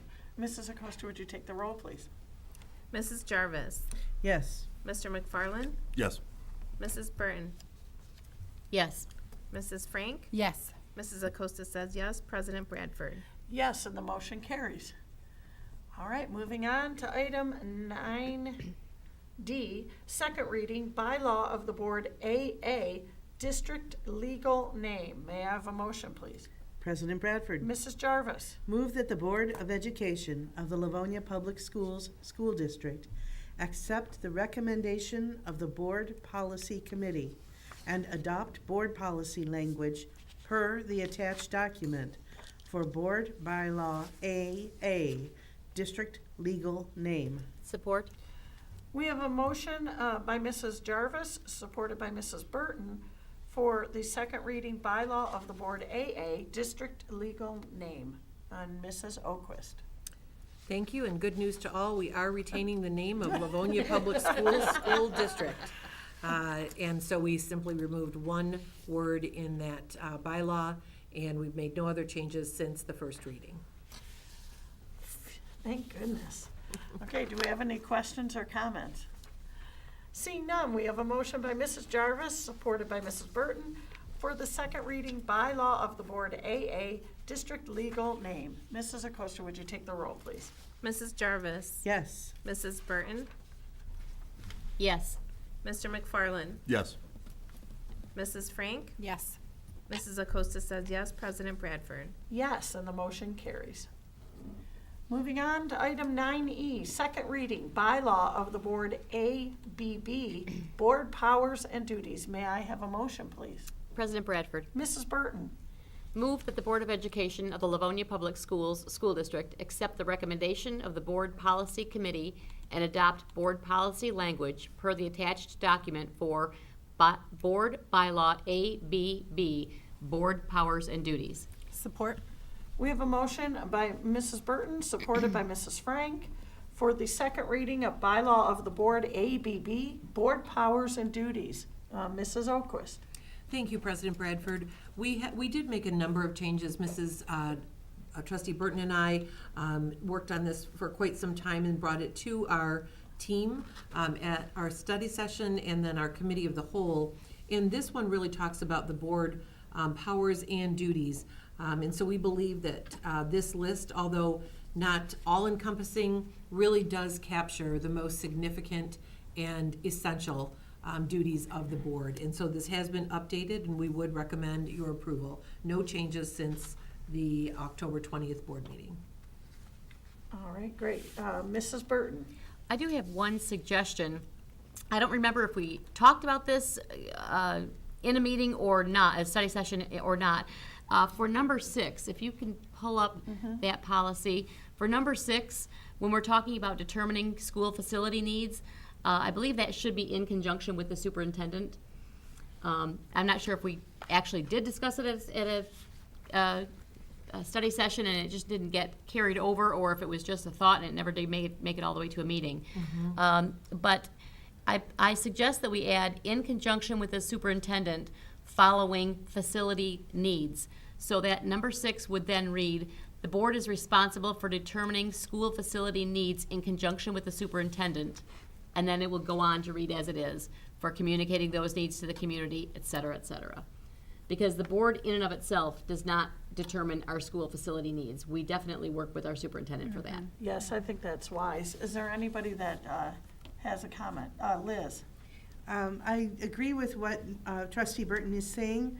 I would recommend that we start with saying, in conjunction with the superintendent, the board is responsible, because there are several items in that sentence, and all of those we are in conjunction with the superintendent, not just the one.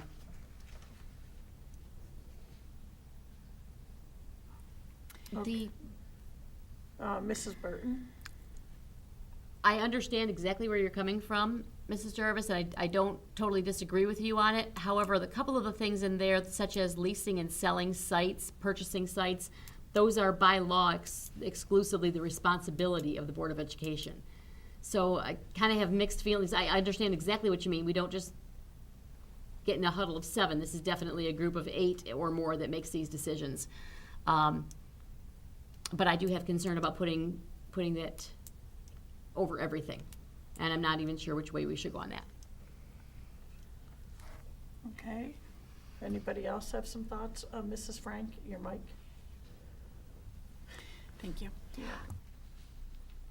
Just kind of looking at this right now, school facility is really the only one that's outside of our purview in terms of personnel. We're responsible for the superintendent, so the board ensures the district employs staff necessary by employing the superintendent. So I would be okay with just saying, I think we should leave the board as responsible, and then if that one we add in conjunction with the superintendent, but everything else says the board is responsible, but really hiring this and evaluating the superintendent is only the board. And policy making, the superintendent, we are in conjunction with her, but it really is the board's policy. The strategic planning, that one does say in conjunction with the superintendent. And so allocation and oversight, we're not deciding, we're oversight of financial resources, and those are a board responsibility. So the one that really does go hand in hand with the superintendent, it does say in conjunction with the superintendent on number 3. But, yeah. Okay. You could include it after the board, after the first phrase of the board, comma, in conjunction with the superintendent, comma, is responsible for determining school facility needs, and then you could say period on that. If you didn't want it to mean the whole paragraph, then you could say, additionally, the board is responsible for communicating these needs to the community, for purchasing, leasing, et cetera. If you wanted to limit it to just determining school facility needs. Yeah, I think that would be great. And even when you're reading this, it's like, for example, for approving building sites and approving building plans and renovations, that implies a lot of work has been done before it gets to the board for approval. I could get on board with the board in conjunction with the superintendent is responsible for determining school facility needs, period, and then finishing it off the next sentence. So Liz, are you just saying to add it to 6, or are you saying to add it to all of them? Oh, no, we're just to referring 6. to 6. Oh, okay, My thinking is that the board is responsible with the superintendent, in conjunction with the superintendent, for determining the school facility needs, but also for communicating those needs to the community, which is the second item in that list. And I understand what you're saying about the purchasing and leasing, that being the responsibility of the board. But those first 2 definitely go together and are done in conjunction with the superintendent. I don't want to make it seem like it's only the first one in that list. Okay. Mrs. Burton? Are we okay then, if we say the board, comma, in conjunction with the superintendent, comma, is responsible for determining school facility needs and communicating these needs to the community, period. The board is responsible for purchasing, leasing, et cetera, the rest of that numbered item. Yes. Touche. Yep. Does that work for everybody? Anybody else?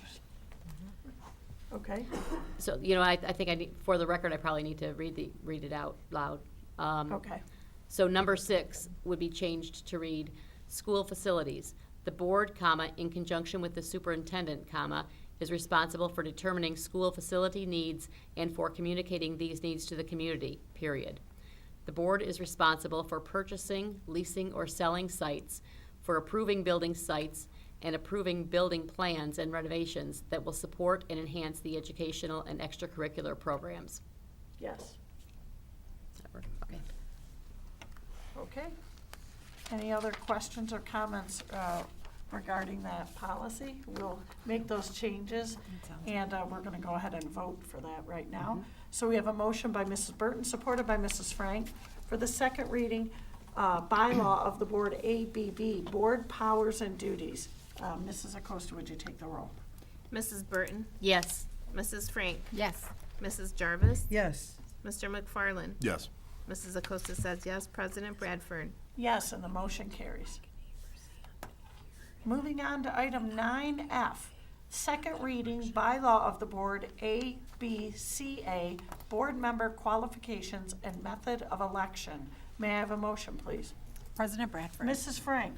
Move that the Board of Education of the Livonia Public Schools School District accept the recommendation of the Board Policy Committee and adopt board policy language per the attached document for Board Bylaw ABCA, Board Member Qualifications and Method of Election. Support. We have a motion by Mrs. Frank, supported by Mrs. Acosta, for the second reading bylaw of the board ABCA, board member qualifications and method of election. And again, Mrs. Oquist. Thank you so much, President Bradford.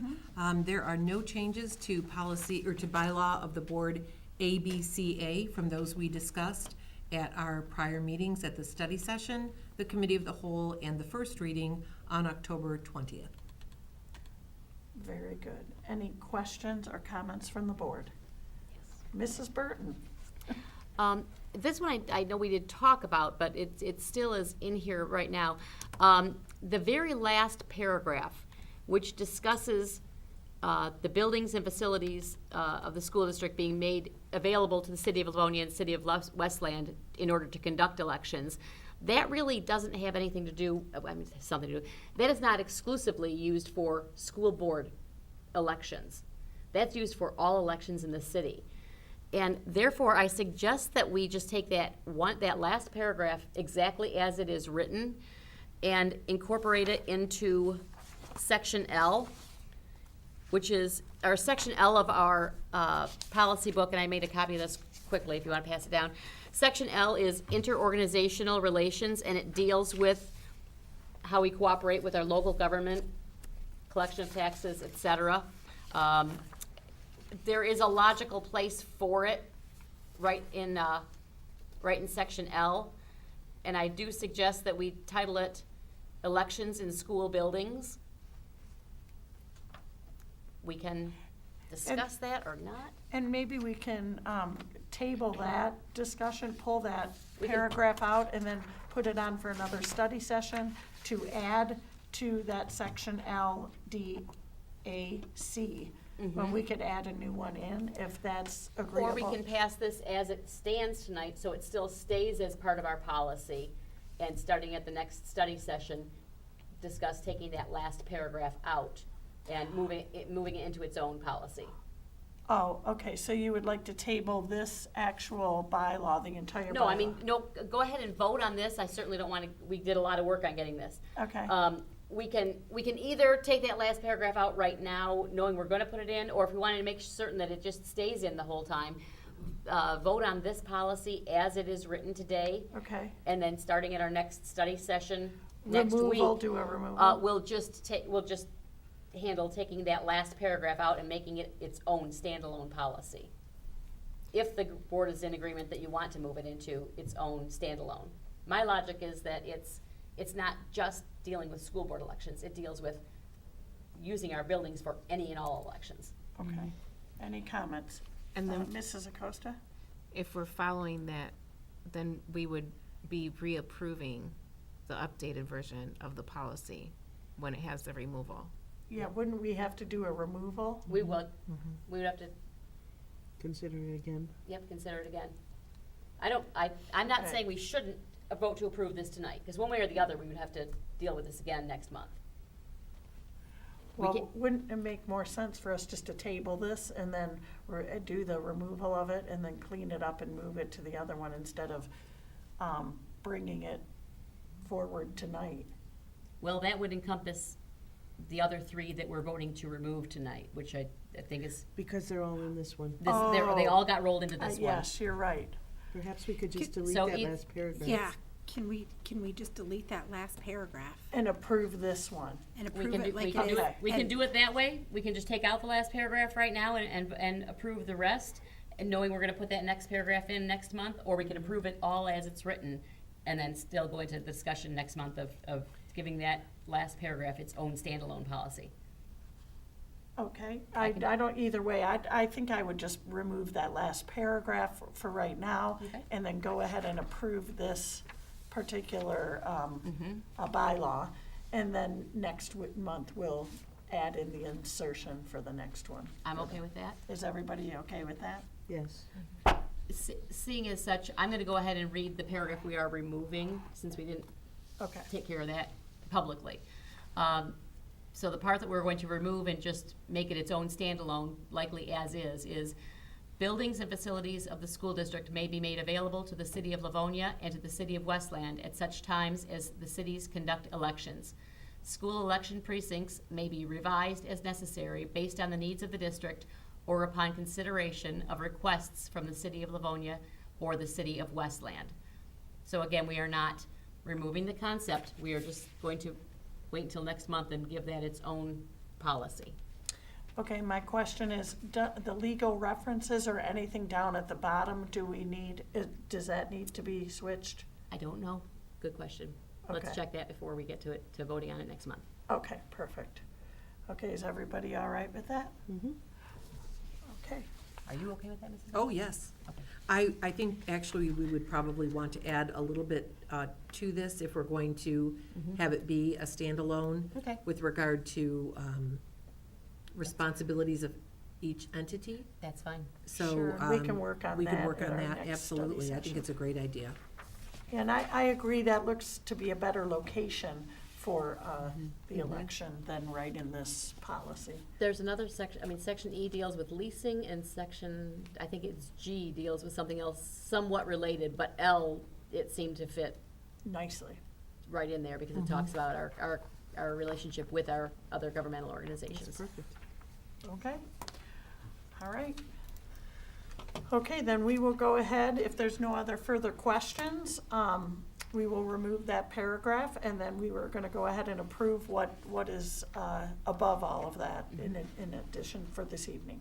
So we have a motion by Mrs. Frank, supported by Mrs. Acosta for the second reading, bylaw of the board ABCA, board member qualifications and method of election. Mrs. Acosta, would you take the roll, please? Mrs. Frank, Yes. Mrs. Burton, Yes. Mrs. Jarvis, Yes. Mr. McFarland, Yes. Mrs. Acosta says yes. President Bradford. Yes, and the motion carries. We are going to move on to item 9G, second reading, bylaw of the board AC, school grade configuration. May I have a motion, please? President Bradford, Mr. McFarland, move that the Board of Education of the Livonia Public Schools School District accept the recommendation of the Board Policy Committee and adopt board bylaw language per the attached document for board bylaw AC school grade configuration. Support. we have a motion by Mr. McFarland, supported by Mrs. Jarvis, for the second reading bylaw of the board AC, school grade configuration. And Mrs. O'Quist. Thank you so much. That was a compliment. Yeah, that was. The first change I'd like to recommend is, this is entitled a board policy, and these actually are bylaws of the board. And so my suggestion would be that we remove the word policy and add the word bylaw, unless anyone has an objection to that. Remove the word policy where? Up at the top title. here. Oh, got you. Yes, you're right. It should be In bylaw. board bylaw. Yep. And then with that, there would be no other changes. This simply speaks to the grade configuration as it is organized in Livonia Public Schools. So no other changes to this other than the title. Okay. All right, that sounds okay, agreeable to everybody? All right, we have a motion by Mr. McFarland, supported by Mrs. Jarvis, for the second reading bylaw of the board AC, school grade configuration. Mrs. Acosta, would you take the roll, please? Mr. McFarland? Yes.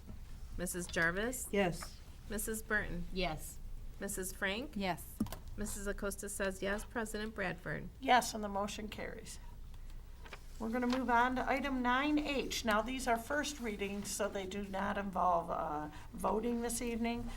So we're going to go ahead and look at first reading of Board Policy JD, Personal Electronic Devices. And this evening, we are going to hear from Mrs. Keats. All right. Good evening. So tonight, Mr. Etu and I bring you the first reading of Personal Electronic Devices. Board policy is found within JD. At this time, would you like us to read the entire, revised please. policy? All right. So it is Board Policy JD in the Student Code of Conduct. Personal electronic devices is the title. Personal electronic devices such as cell phones, tablets, laptops, smartwatches, e-readers, and any device capable of sending, receiving, or storing digital data are permitted on school property. Personal electronic devices will not be permitted for use during instructional time unless approved by the classroom teacher or the school administration. In accordance with the district's LibNet policy, appropriate use of technology, use of personal electronic devices to access or view internet content that is blocked or prohibited for students is not allowed on school property or during school-sponsored activities. See Administrative Procedures, JD, Personal Electronic Devices for additional information. And that information we went over at the study session and the Committee of the Whole to break down the grade band, what is allowable and not allowable by grade.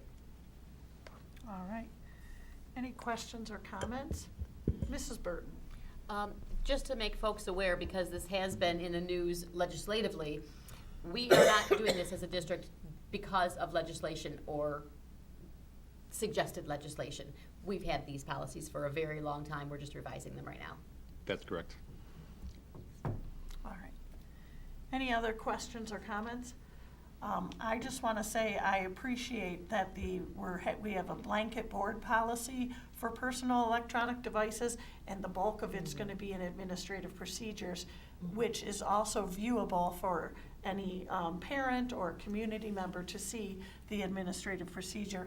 And it just makes it easier for us if we need to make a change in that procedure or how we're doing things from building to building. So that way we'll be able to do that and talk about it, but it won't have to be voted upon. So I appreciate that.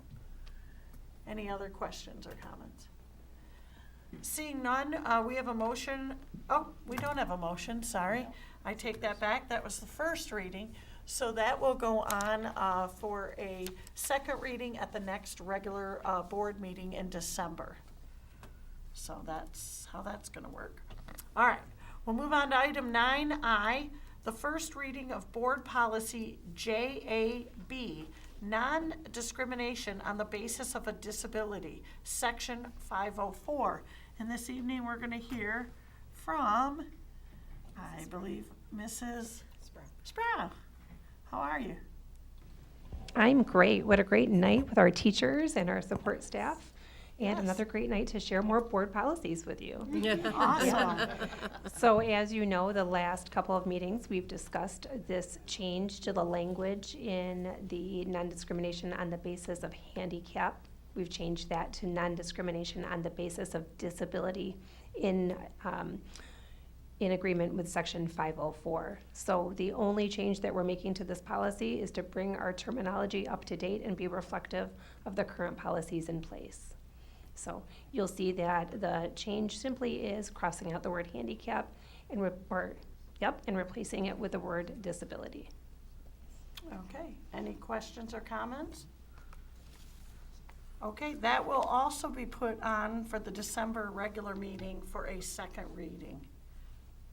So it does not require a vote this evening. All right.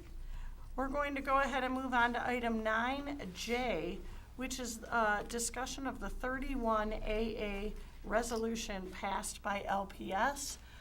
We want to take some time to inform our community about a decision our district has made regarding Section 31AA, which was in the state's 2025-2026 budget. And Mrs. Oquist, would you like to tackle that one? Certainly. Okay. And then I would welcome any of our team Okay. here to speak to that as well. So first, I want to thank the board for holding a special meeting last Tuesday, November 11th. We worked on this in a very condensed but thorough timeframe.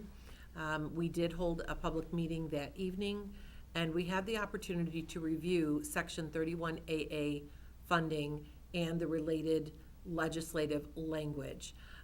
That funding has been around for the past couple of years to provide additional support for school safety, student well-being, and security. We were and remain very concerned about the language utilized in that legislation. And I do want to read a few specific areas of our concern. First of all, I think all of us at this table want to acknowledge the intent of the language and that we agree with the intent of accountability, of transparency.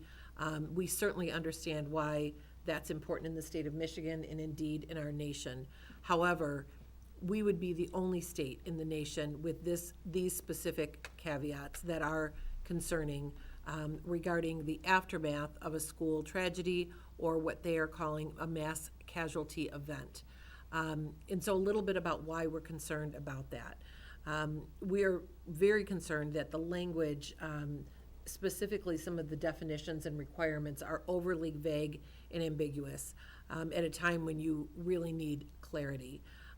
So we are seeking that so that we have clear identification of what we would be agreeing to by accepting these funds.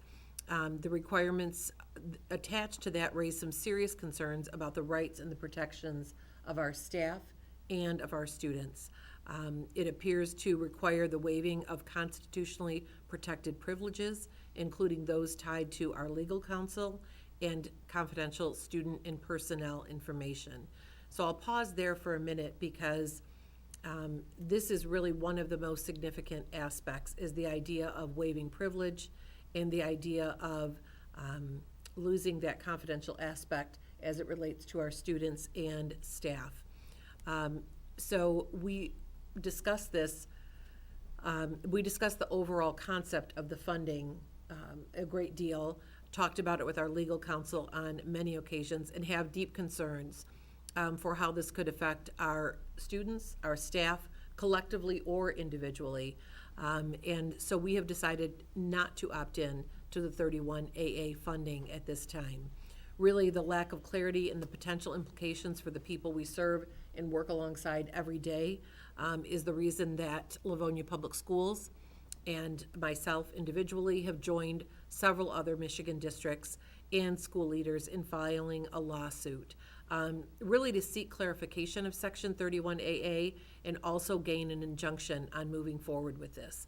Districts needed to opt in by November 30th, and with such a lack of clarity on what we were agreeing to and the duration of that agreement, whether it was for this school year or in perpetuity, gave us great pause. So we want to make sure that anything we are asked to comply with or that we would expect of our staff are clear, lawful, and respectful of individual rights. Again, we believe strongly in the idea of proactive support for mental health and for school safety. This language in this legislation is really focused on what would happen after a tragedy, where we are really looking to be focused on preventative and proactive measures. So we know that that it is essential that we have safety and security and mental health supports in place, which we do. We have an extensive flip book of information available on our website for staff and for parents. We have sent it out multiple times. It is extremely detailed in regard to the supports we have in place. Those supports will remain in place regardless of opting in or not opting in to this funding. And I want to emphasize that. These supports will remain in place, and the continued support for our students and our staff with regard to a safe and secure workplace and learning place is paramount, and that will not change. However, we do not feel it is responsible for us to move forward with opting into this funding with such a vague and ambiguous understanding of what is being required, not just for this year, but potentially for years to come. That just is not a responsible decision for us, for our board, or for me as a superintendent. So we are not opting in to receive this funding, and we have joined a lawsuit among many other districts and superintendents to ask the state for clarification on this legislation and to hold off on implementing it until we have clarity in these areas, to make sure that, again, what we are being asked to comply with is clear, lawful, and respectful of individual and district rights. And so finally, I just want to, again, say that we are 1,000% willing to be held accountable and to be transparent as it relates to any incident within our district, especially an incident that may result in tragedy. That we understand the intent of the state, but we do believe that significant clarification is needed, and we have agreement with that by our legal counsel. So I'd invite the board to share any thoughts that you may have on this. This is certainly a decision that we took with great care and with great seriousness, but we have moved forward with a resolution that has been sent, and we have joined in a lawsuit in this regard. Okay, Mr. McFarland. So I did just want to speak directly to our parents and community members at home. I firmly believe in the motto, all of our kids are all of our kids. But in this circumstance, 2 of them are mine, and 6 of them are my nieces and nephews.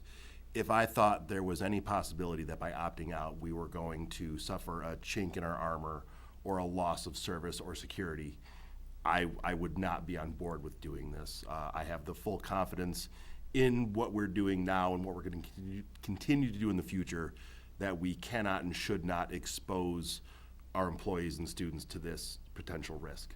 As Superintendent Oquist said, I totally understand and agree with the intent. They just have to clean up the language for me to be comfortable to consider it. And I hope that enough boards and districts are doing what we are, and the state hears that, and they do in fact come back with something that is signable, because and I don't mean to overuse this word, but to ransom funding like this is downright appalling, really. So that's. Thank you. Anybody else? Mrs. Jarvis. Thank you.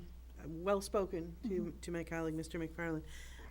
One thing to consider too is that when we originally started receiving the funding a couple years ago, we knew that this was possibly one-time funding, and we linked one-time expenses to it. So there are no long-term expenses linked to this funding. We didn't use this funding for salaries or staffing, and I know that other districts made that decision, but we were cognizant of the fact that this money may or may not show up in subsequent years. So in turning down this funding, we were prepared for that, and we planned for that, knowing that it was an eventuality. So we are not jeopardizing any staffing because of this. Okay. Anybody else? Mrs. Burton. Thank you. I have an enormous problem, as I know a lot of our folks do, this was a big portion of our discussion, with the request that we waive the rights of other individuals. We're not talking about waiving the rights, well, we are talking about waiving the rights of the district, but not just groups of people, but individual people. This board of 7 people, I, for one, absolutely will not vote to waive somebody else's constitutional rights. I will not vote to waive their rights to attorney-client privilege. There's no other organization I have ever been aware of that has been asked to do such a thing. There is no way that I can or will in good conscience vote away or sell away for some funding individual student rights or individual staff members' rights. The fact that we are asked to do that in perpetuity, as Mrs. Oquist has said, is really significant. We have consulted with attorneys at length on this. There is absolutely no guarantee that this is a one-year agreement. As a matter of fact, we were told specifically the concept of what you see in writing is usually intentional by the fact that there's no time period on this. It very well could be determined that 5, 10, 15 years from now, someone could have their rights challenged because we decided tonight to do that. And that is absolutely nothing, not anything that I can agree to. We have fund equity for a reason. Things that need to be paid for, we have seen mid-year, and this is kind of one of those again, situations where all of a sudden funding that we thought we had, we may not have. This is one of those reasons why we have fund equity. So that if there are things that we need to pay for that we would have been paying for out of those funds, we have some money in the bank in order to cover those types of things. We've seen these things happen in different scenarios before, but funding we thought was coming and all of a sudden didn't, or even mid-year it got taken from us. We have some fund equity, and that's why we have it, to cover these types of things. And as Mr. McFarland alluded to, if this is revised, absolutely, I would love to come back and revisit it. I do agree with the concepts. I just totally disagree with the extreme punitive measures that are being tied to individuals over this. But I would love it, nothing more, if they would rewrite this, clean up that language so that we can revisit it again. Thank you. Yes, I know this was something that the board and our superintendent did not take lightly. We did discuss this at length at our special meeting, and this was something that we felt very passionate about, as everybody has spoken about this evening. And again, we are hopeful that the legislature, we would like the legislature to look back into it and clean up that language. It is too much of a risk for this district to take on that funding at this time. So as we have stated, we have opted out of that. We will not be taking the 31 AA, and we unfortunately did have to file into the lawsuit, and we'll just have to wait to see where that goes or what happens with that. Does anybody have any more comments or questions? If I did not say it, there are no other states in the nation that have this requirement. And so that is another significant factor that is of great concern. Okay. If there aren't any other questions or comments, we'll end that discussion, and then we'll just have to keep you posted on where we're at with that and the legislature in the future. We'll try to keep you updated with that. All right, moving on to item 9K, hearing from board members. Hearing from board members is a time set aside for any of our board members who wish to make a statement or comment. I see, Mr. McFarland. Well, just kind of on the heels of what's a very somber topic, to just remember how we started this meeting and how exciting that was, and just the love and enthusiasm from the community and all that. It just was that was a really nice, and then obviously the update with all the people giving back and saying thank you. Just a really nice way to spend a Monday with you guys. Thank you, that's lovely. Thank you, appreciate that. Anybody? Mrs. Jarvis.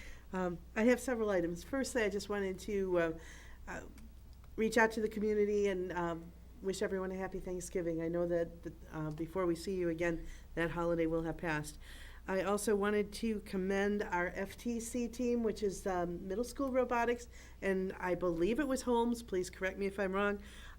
They have now twice won local competitions, which means that they will be going to the state level competition next weekend. So, all of our good wishes go with them. They're proving to be an outstanding team, and boy, we'll be cheering them on. And finally, for those families who had someone graduate this past spring who had been enrolled in the Competitive Edge program through the foundation, if you have not already claimed your Competitive Edge scholarship, that has to be done by December 31st.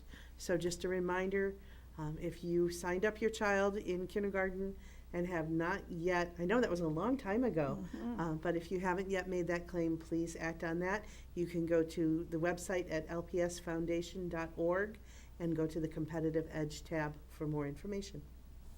Thank you. Anybody else? Oh, Mrs. Acosta. I know I haven't spoken much, but just wanted to, this is a great time to just say that I'm grateful for the community that we belong to, the people that I serve with, and it's just an honor to be in this district. Thank you so much. Yes, I think we all feel that way. And after listening to this evening's Educators of the Year and Support Staff of the Year, we're so blessed to have such a great staff and administration and just good people really looking out for the best interest of our families and the students that we serve every day.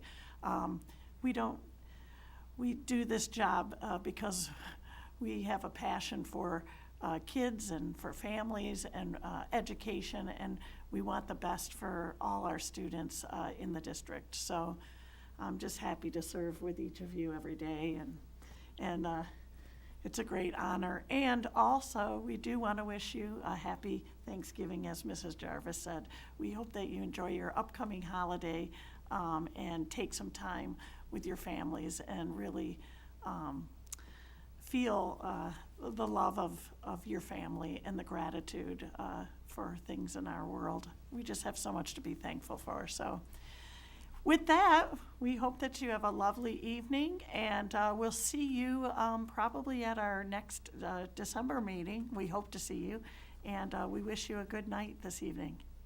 Good night. We're adjourned.